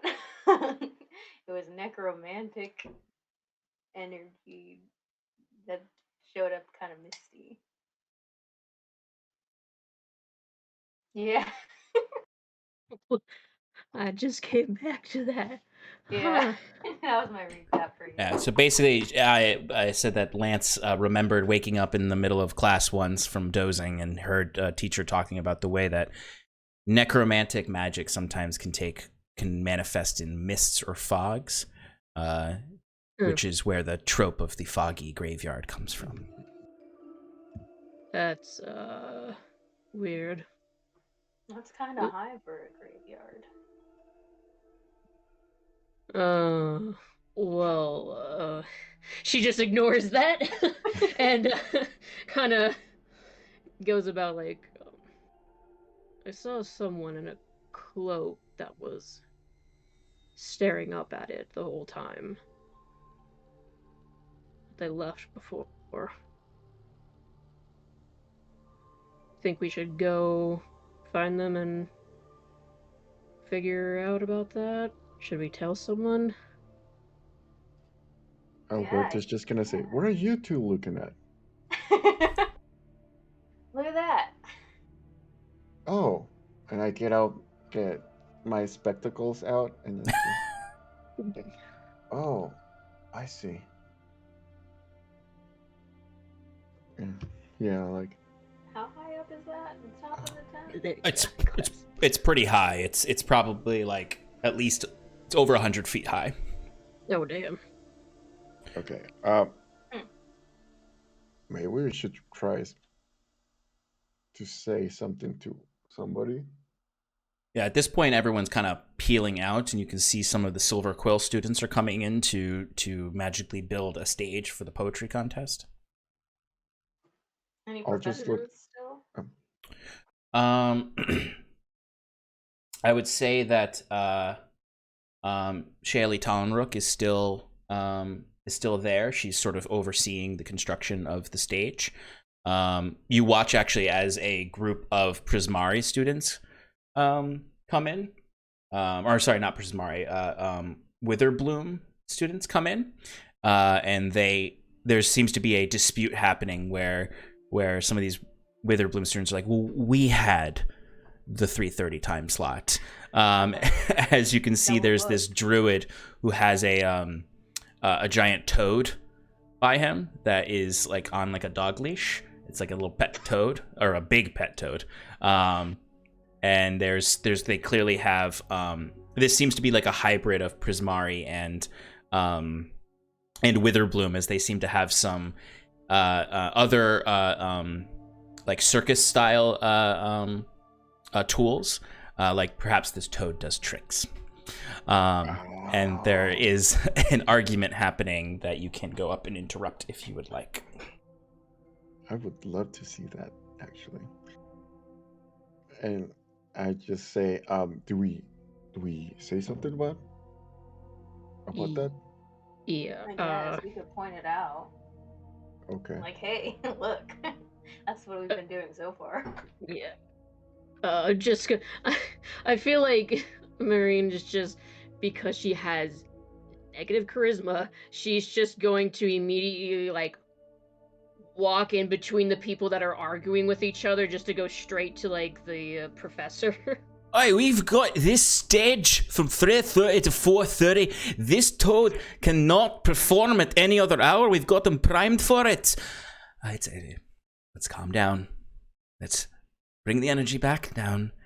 Okay? As you see, Shaylee's kind of like, her feathers are kind of popping out. You can tell like even the hair product can't keep them down, as she's getting a little frustrated with these students. A little flustered. Oh, you might not perform here at all because there's a little bit of a cloud issue. Cloud issue? I believe that we have weather control wards all throughout the event. Yeah, but there's that. I pointed out. And she looks up and she's like, oh. Oh, no. Okay. Why don't you all go back to your tents with your respective colleges, and we'll take care of this. We'll postpone the first event. You do not hear me? The toad can only perform at 3:30. Oh, I guess your toad's not performing. Yes, I believe young Triton is correct. But please, I need everyone to vacate the big tent. I will investigate this myself. Is there anything we can do where we can help? You can keep people from coming in, if you don't mind. Okay. I'll just turn to everyone. All right, younglings. All right, kids. Go out. Shite. All right, get the toad going. You see the poetry students are all like, oh, I was so ready. My big moment. It's hard to build up that confidence. Can I do an insight check on her to see if she recognizes that?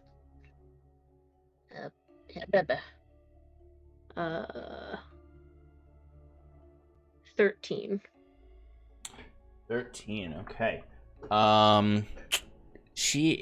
You can tell. I mean, I'd say at the very least, you can tell that you're getting the faculty response here. They're just sort of like dismissing you so that they can take care of it. You're not quite sure if she's hiding anything or knows anything about this. You just are basically getting the customer service approach from her. That's what you can tell. Oh. Okay, everybody leave. I need to take care of this. Okay. So, do we want to go find that cloaked person then while they're dealing with that? Absolutely. All right. Let's go find this person. I seldom go that way, so Okay. I just. Yeah, you can guys can head. You all can head in that direction and give me perception or investigation checks to look for signs of them or to look for them specifically. And I'll describe like the cloak, which I imagine is not very unique, but. Just do perception because my. Come on, D&D Beyond. Ooh. 10 for me. 10. Okay, and was that perception or investigation? Perception. Okay. What do the other two got? I got a 30-20 on perception. Nice. Nice. Good, because I got a 9 on perception. I've used up my 20s. Yep. So, Marine, you are looking around and perhaps, assuming because you've seen them already that you'd be able to catch them, very easily. So you're just looking around, scanning, and you don't see them. Similarly, Lance, you are a bit, uncertain about what you're looking for exactly, and don't notice there's too many people. But Alberto, you do notice someone who matches the description. They are, you notice them, and they actually notice you as well. And you make eye contact with them, and you can see that their eyes are opaqued over. You can see because they have kind of like a mask concealing their face, and they have a hood up, and they just kind of stare at you for a moment with these really dead-looking eyes, and then immediately turn and go and not run, just fast walk around the big tent. They're kind of on the edge of the big tent, trying to get away, basically. Subtly. So I'll just see it with my spectacle eyes. They're smaller. They're small. They're super small for my face. Maybe okay. Oh, they're looking at me. They're running away. There they are. And I'll just fly over and see if I can catch up to them. Give me a quick wisdom saving throw. Actually, I think everyone needs to give me a quick wisdom saving throw. Wisdom. That's not my forte. Nope, it's not. I got a 2. Oh! Got an 11. Barbarian. Oh no! What'd you get, Marine? I forgot that I muted myself. I got a 19. Okay. All right. Well, someone passed.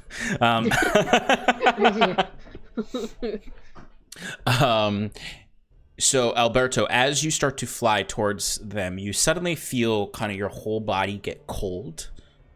And you almost feel unnaturally cold, like you're shivering. to the point where you have to land. Similar, Lance, you start to feel your body temperature sink as well. You know, your fur is kind of on end. You would notice them looking a little strange, Marine. You would also notice that Nora is demonstrating the same effects. She is shivering as well, and you can see kind of like she has a little necklace that has a little terrarium in it. You can see it frosts over. The three of you, suddenly the cold becomes so overwhelming that you become numb, and then you see all three of them kind of they just sort of slouch a little, and then their heads come up and their eyes are also opaque, and they start to walk into the big tent. And you notice, looking around, you see other students all around you have opaque eyes and it's about 50% of everyone around you has opaque eyes and are starting to walk into the big tent slowly, just like lumbering. I'm gonna try to, like, I feel like Lance was like the closest one to me, and I'm just like gonna try to grab his arm to like keep it from going and just try to like shake him out of it. I don't know. Like, yeah, you give me a actually no, it's just an action. You shake him and it takes a little bit of force, but I'll say he does kind of come out of it when you shake him enough. He is still kind of like cold, but like Alberto, your eyes kind of were glazed over for a moment, and you blink and suddenly open them, and you kind of like were seeing just like fog, like your vision tunneled, and then it untunneled, and you can see. I'm sorry, Lance. You did this to Lance. And you see Marine is right in front of you, shaking you, kind of in a panic. hey, Whoa. what happened?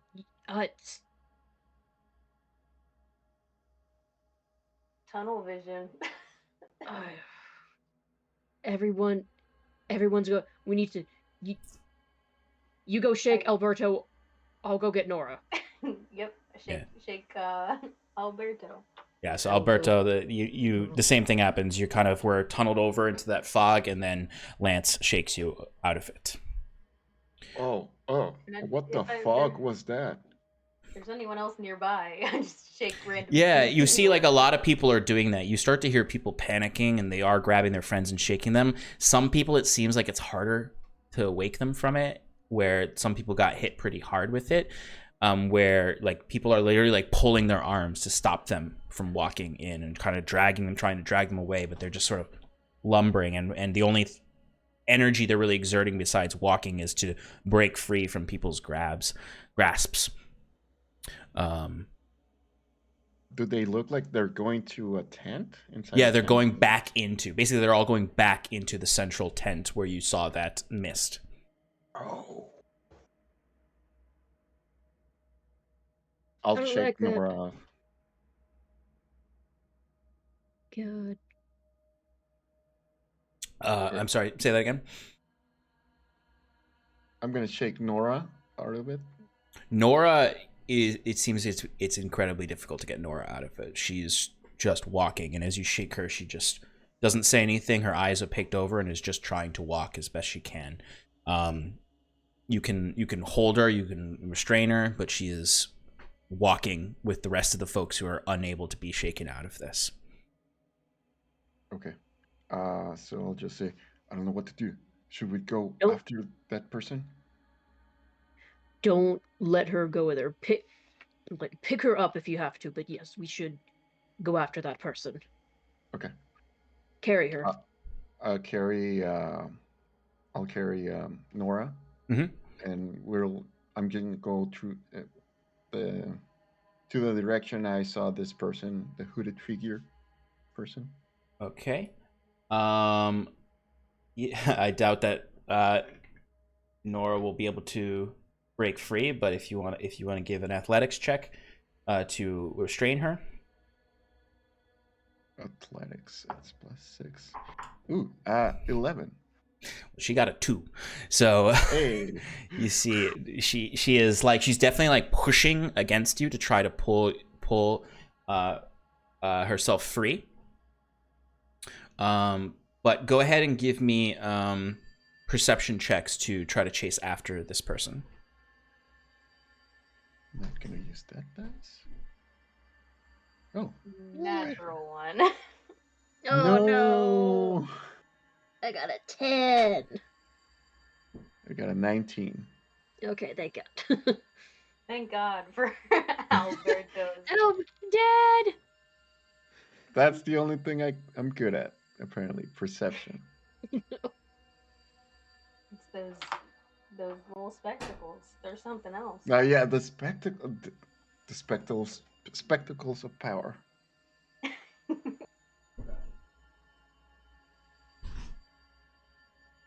Just imagine them like being super small and like, okay, like reading glasses. Yeah. On his little beak. He's on those little beakies.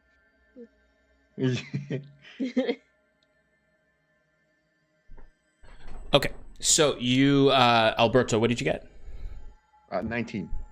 Okay, and then what did the other two get? I got a 10. I got a natural 1. Oh, okay. All right. Well, it's okay. We're getting all our bad rolls out in this first session. So Alberto, you definitely maintain eyes on the stranger, as they seem to have, like, they thought that they were probably good, like that they were able to not run anymore once the other students started to change. So you would see them walking casually through this crowd of mystified students. They're just kind of walking in the opposite direction of everyone else. Okay, and I'll just go. I see them. It's right there. Halt! And I'll go and I'll fly over everybody so I can just put myself in front of them. Okay. If as you fly around and land in front of them, you see they kind of like stop for a moment, and like even though they had that those dead eyes, you do see there is some emotion on the eyes. They they have the only really features you can see is that they have kind of like a darker blue skin. But they kind of immediately stop and put their hands up like this. Okay. You. What did you do? Why are you running from this? They don't really respond. They just kind of cock their head confused, looking at you, their hands up. Okay. So I'll just Alberto has like this long sleeve shirt. So he starts rolling up his sleeves and all right, I'll try this one more time. Come on. Let's rap. Let's rap. I'm not Mr. Veranis right now. I'm Alberto. What happened up? Give me a persuasion roll.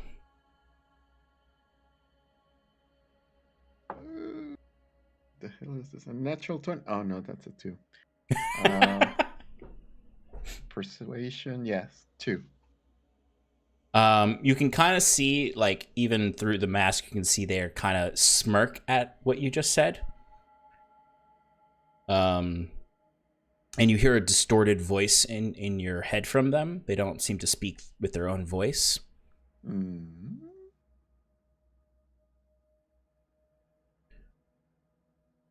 Merlgaxa must pay. And then they disappear and they misty step. And you can see them 30 feet away towards one of the entrances to the big tent. They walk in with the crowd.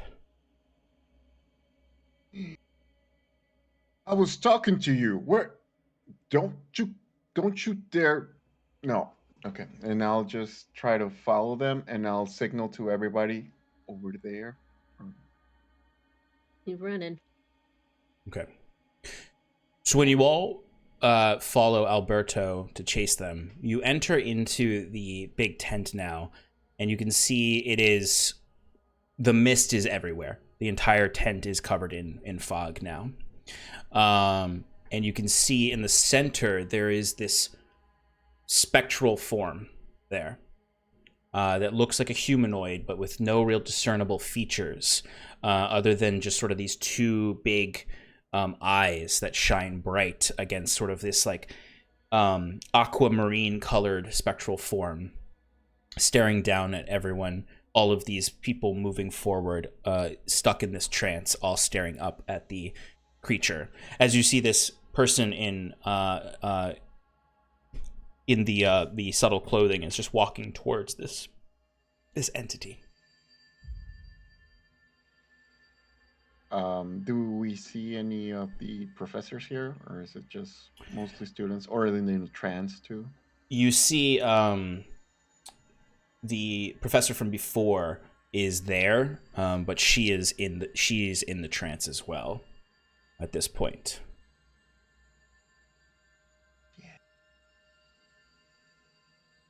I want to do something, but I just want to wait for everybody to see how they react. But Alberto is gonna take out his greatsword and run and try to hit these mystical whatever head is. Yeah, absolutely. What does Lance and Marine do? I think for now, Lance is, since Alberto's doing that, gonna hold and keep Nora back from like walking further on with the rest. Yeah, you can definitely keep Nora from getting deeper in. I will ready bring my bow and arrow, but I'm not going to rush into the middle of this. I'm going to stay like towards like the entrance right now, and I'm just like watching because not too sure what to do. I kind of want to like get a grasp on the situation first. Okay. So while you're watching and while Lance is holding Nora back, Alberto, you would see as you're charging towards the spectral form, right, to attack them? Yeah. Yeah, okay. So as you rush towards them and you go to swing your greatsword at them, go ahead and give me an attack roll. Greatsword. That's 16. Okay. Go ahead and roll damage. It will hit them. Oh, nice. +4. 13 bludgeoning damage? No, slashing damage. Okay, so you watch as your sword goes and it strikes into the spectral form, and you see it cuts through them, and you can see it like almost pulls the spectral form apart, and you can hear it kind of goes, but then it pulls itself back together. Like this definitely dealt damage to it, but it didn't go deal quite as much as you would think it would. Might have resistance to non-magical weapons, but it reacts immediately. You see it kind of shoots up into the air, and you look, and it shoots down into a section about maybe 20 feet away from you, where you see that Witherbloom student is standing there with his eyes glazed over with a leash on a giant toad, and you see it goes into the giant toad. The spectral form possesses the giant toad. You can see it starts to kind of mutate a little bit, and then you see it kind of like, and then it stands up on its hind legs, kind of grows out into this more grotesque humanoid form. I need everyone to roll initiative. I'm the Toad Man! And they said the toad wouldn't be performing today. Shit! Freaky. Oh no. This is the opening act. The rolls are not good today.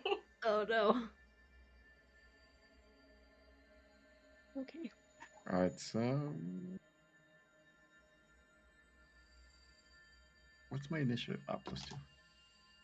Come on, man. Seriously? Got a 6.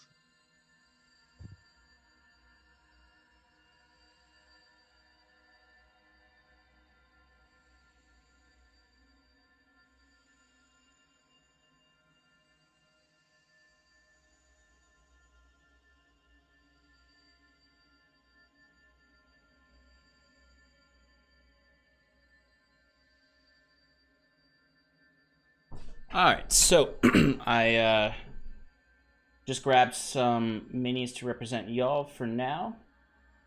Hey. And Oh man. so the one with the red base is Lance. The one with the green base towards the back is Marine, and the one with the dark base is Alberto, who is actually running. Probably be more.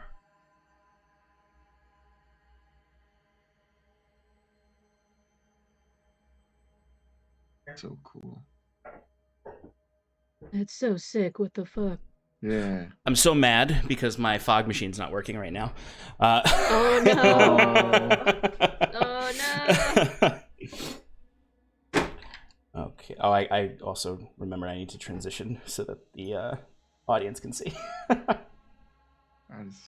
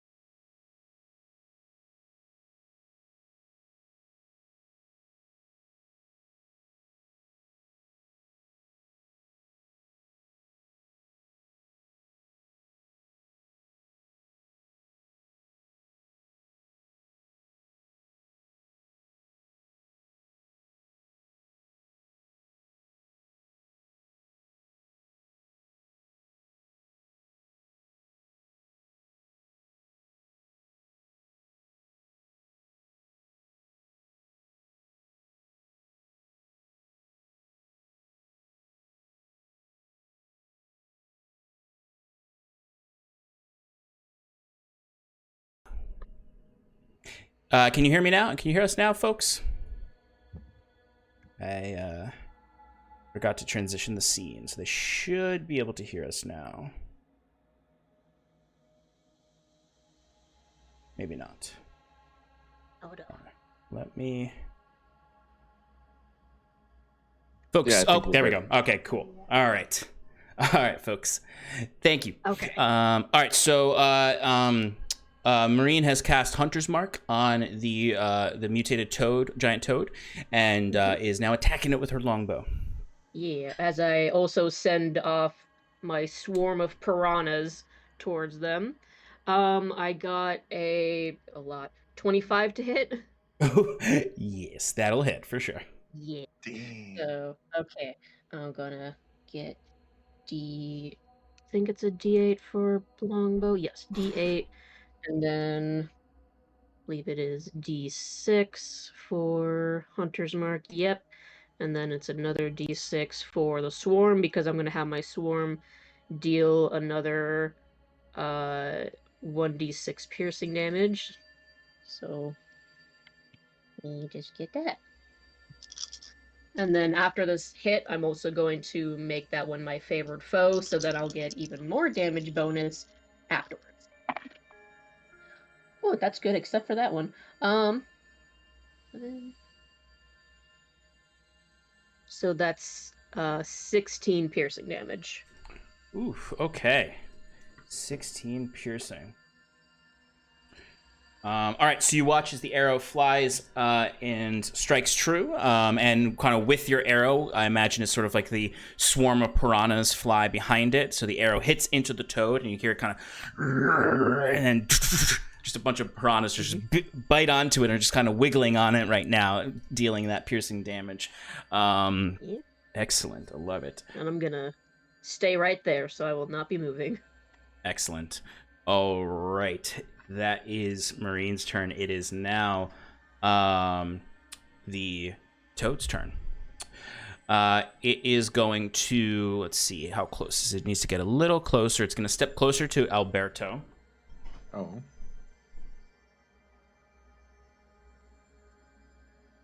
Alberto, as you see, this thing is now kind of grown in size too. It's a large creature. It's like, you can see the people are all like they're I know they're not on the battle map, but there are all these people in here now still. They're all just staring at the toad, watching the fight, staying out of the way. It's gonna come up to you, and it is going to use its tongue attack on you. Ew. Yeah. For a 12. Does a 12 hit? I doubt it, but no. Okay, so you watch as that tongue flings out, and it attempts to basically like wrap it around like your arm or something. It's gonna notice that it misses you with that, and it's just gonna charge forward for its second attack. You try to bite you for a 22. Hits. Okay.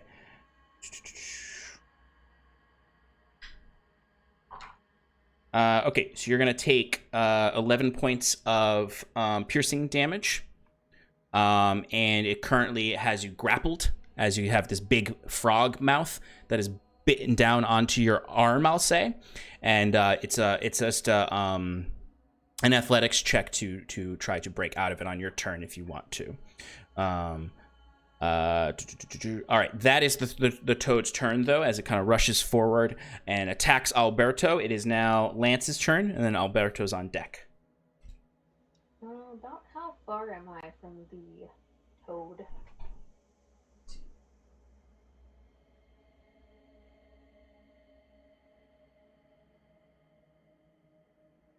You're about 30 feet away. Okay. I'm going to...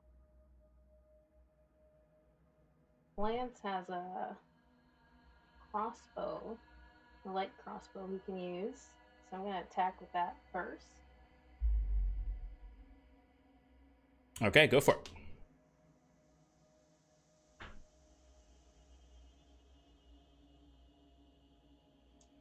That is 13 to hit. 13 will not hit. So I imagine the crossbow bolt flies from your crossbow, and it does like it doesn't miss. It just sort of skids off the shoulder of the toad. Okay, and then with Kensei's shot, for part of my subclass, since you can use a bonus action on your turn to make a ranged attack with your Kensei weapon, so can I try shooting it again? Yeah, absolutely. Okay, I'll try it one more time. Does the 14 hit? Oh no, it does not hit. I'll imagine this one, like, it does hit. It just sinks in, but just doesn't deal that much damage to the toad monster. But unfortunately, those do miss. Lance, you gotta roll better, man. Anything else, Lance? Right. I think that's it for the moment. Okay, Alberto, you are up. You currently have a toad monster who has your entire, we'll say, left arm in its mouth. I'll still let you use your two-handed weapon as if it's two-handed, because it's just got you grappled. Okay. If I attack, is it a disadvantage, or can I just attack regularly? Let me double check. This is why I need to get my DM screen back out, because the conditions are the ones I always forget about. No, your speed is just reduced to 0, but your attack is normal. Awesome. So I'm just gonna go into my hype. Hell yeah. So you see, it's not rage for me. It's a hype. And I just go, oh, that is totally not cool. And I'll just attack this. I just grab my greatsword. I'll do it like a little twist, and I'll just try to hit it. And I'm gonna take. I'm gonna use my great weapon master thing. So I'm just gonna take a -5 to attack. To my attack, and that's 15. No, 14. +2, so 16. That hits.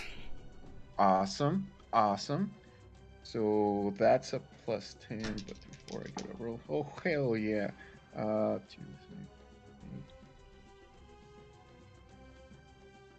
8. So that's 23. Ooh, nice. Slashing damage. 23 slashing damage. All right. So as you've got like your arm is in this toad's mouth, and you just bring the other arm out, and you're hyping yourself up so you can get this great sword in, and you start hacking at it as it's trying to keep you grappled in its mouth. And you can feel kind of like the little teeth biting into your arm, as this toad has got a good grip on your arm. All right. Anything else, Alberto? No, that's it. I'm just going. All right, let's do this. Hey. That's it. Love it. All right, back to the top with Marine. That's me. Okay. I'm going to shoot at it with a bow and arrow again. So let's see here.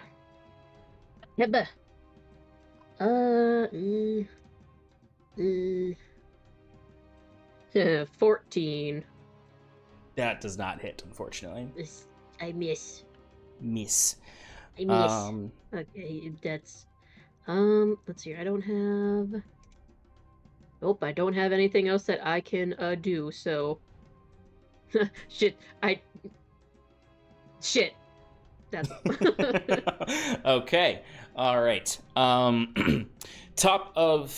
Next is the frog monster. It is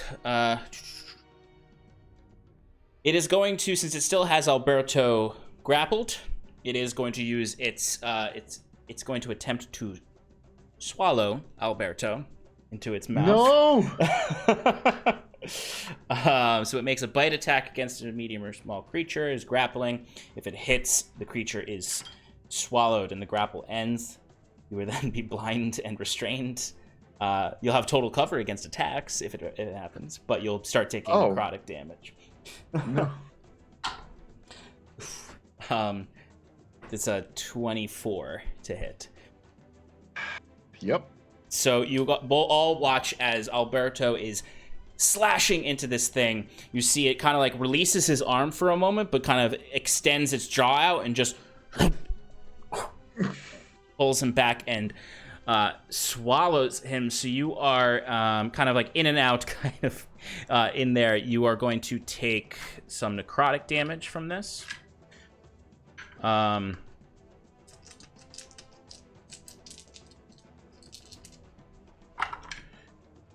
are going to take 7 points of necrotic damage.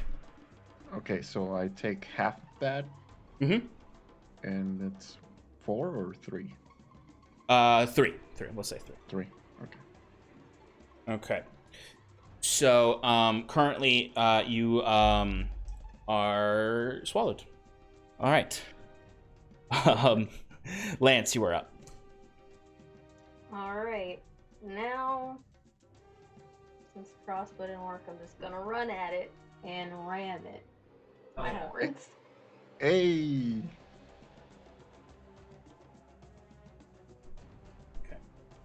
Go for that attack roll. That one's 19. That'll hit.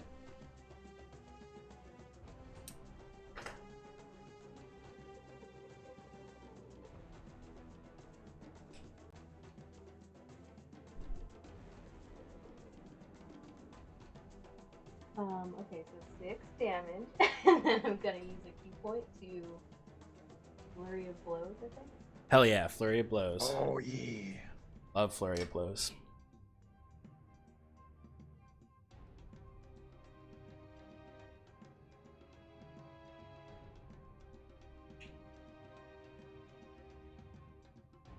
Okay, so 1 was 16 plus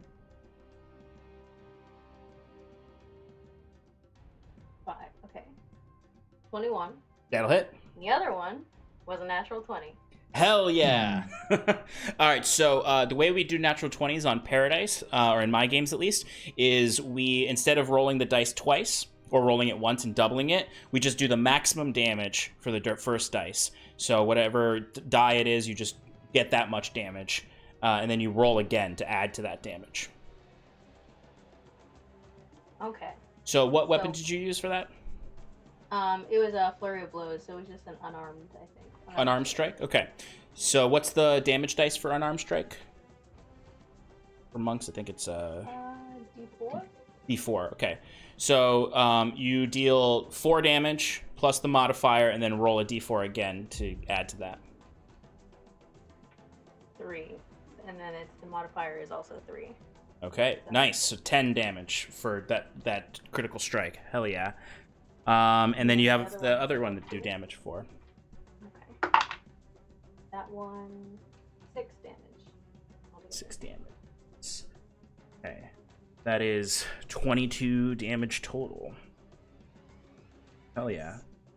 This thing is looking pretty rough as you notice the crossbow's just not doing it. So you go charging in monk style and bring that form and discipline in, and you go and you attack 2 punches into the gut, deal enough damage that it regurgitates Alberto back out. Yes! Ugh. Did you just swallow me without my consent? You're going down. And it's Alberto's turn. Natural 20. Hell yeah. All right, so it's 2d6, so it's 12 plus 2 plus my other 2. So we already have 14.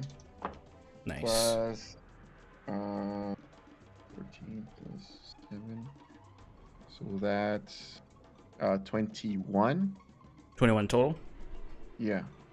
Nice.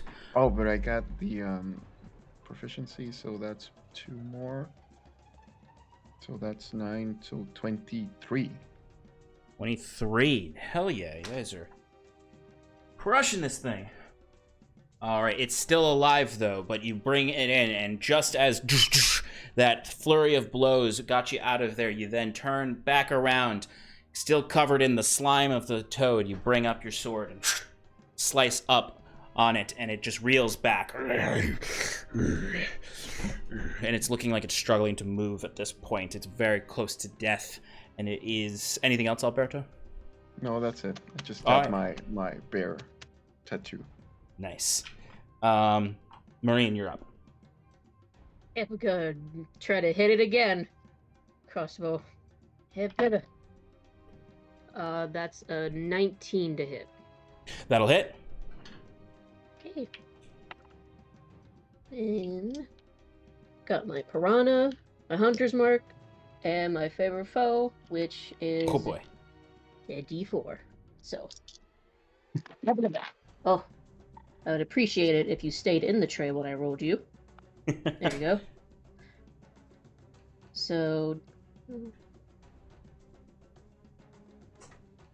So that's 19 altogether. Cool. Y'all are powerhouses here. Yeah. How do you want to do this? Oh, oh boy. Nice. I feel like with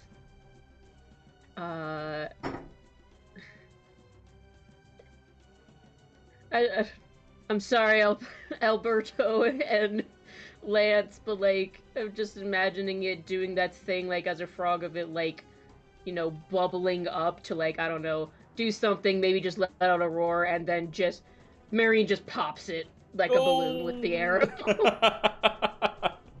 So yes, you watch as the frog monster's like, and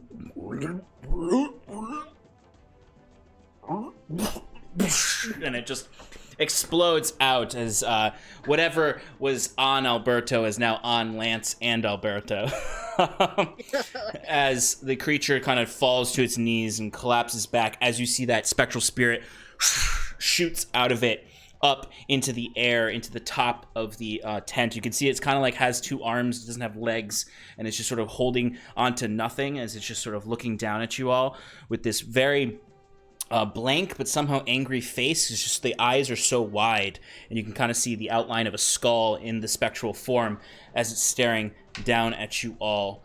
As you can see, some of the other students start to the hold on them starts to break, and they start to run away.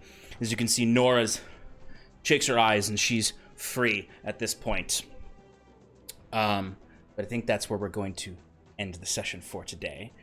As we will pick up in 2 weeks with Shannon back to finish out this this combat and continue onward.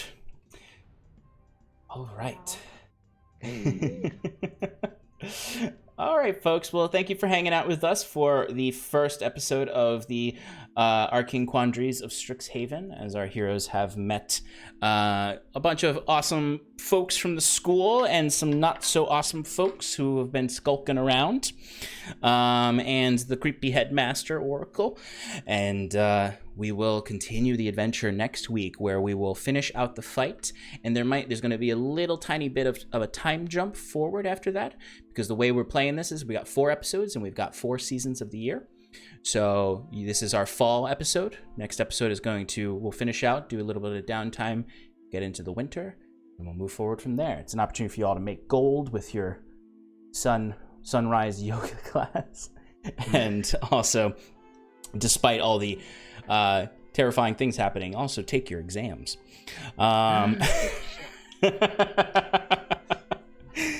But that has been our first episode, folks. We're going to go around, and I'm going to say, since we're a little short on time, we'll just say our goodbyes and who we are, and just one favorite moment from the episode. So let's start with Jorge.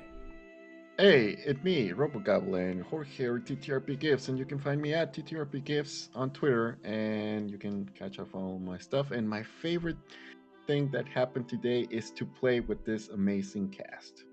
Honestly, that was really good, and I had a lot of fun. That me. Excellent. All right, Sarah. What am I saying? I was Sarah. Serendipity Cause. And my favorite moment, other than playing with everyone, which agreed, very good, was meeting Spot the Ladybug.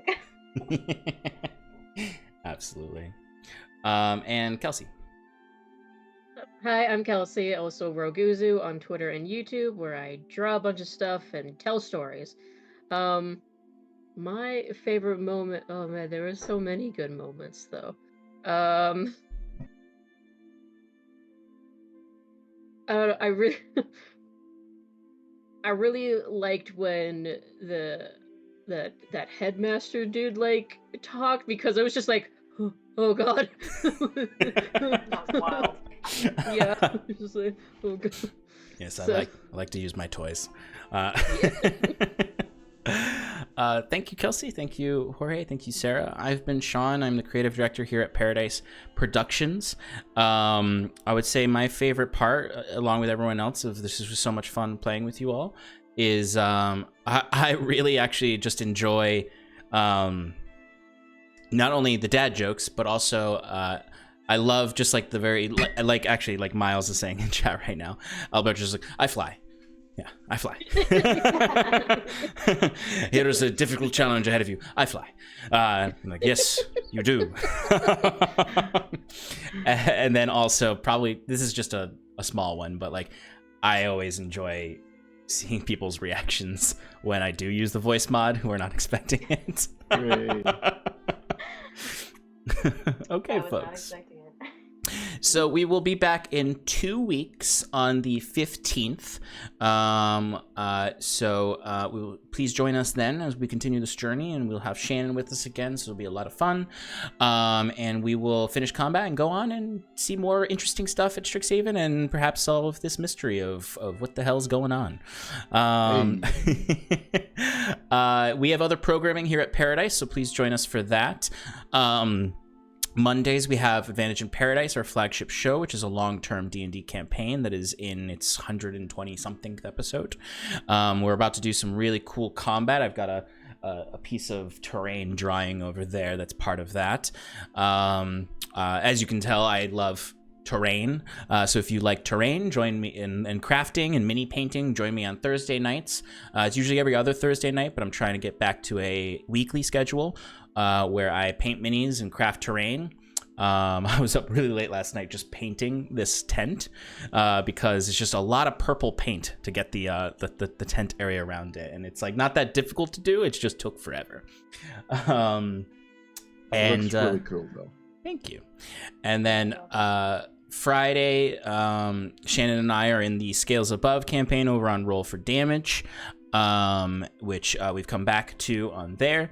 And then Sunday, we'll be back. Well, not next week, but we'll be back here. But we usually also do a second show on Sunday called the Sean and Shannon Power Hour, where we recap our flagship show's episodes. We'll probably also talk a little bit about this show there as well. It's going to be usually and it will be ending the show at 6:30. We just start a little late because of my technical issues. But usually there'll be a half-hour break, and then we'll be jumping right into the Power Hour with Shannon and I. So come hang out with us all day next on Sundays. But now we're going to send a raid on to someone in the community. So there's actually not that many people I know who are on right now. I know that D4 is on, but so I might just send them over there for now. So go and say hello from us at Paradice. And we will see you all very soon, hopefully, and throughout in the community doing all stuff. Say goodbye, everybody. Bye. Bye. Bye, everybody.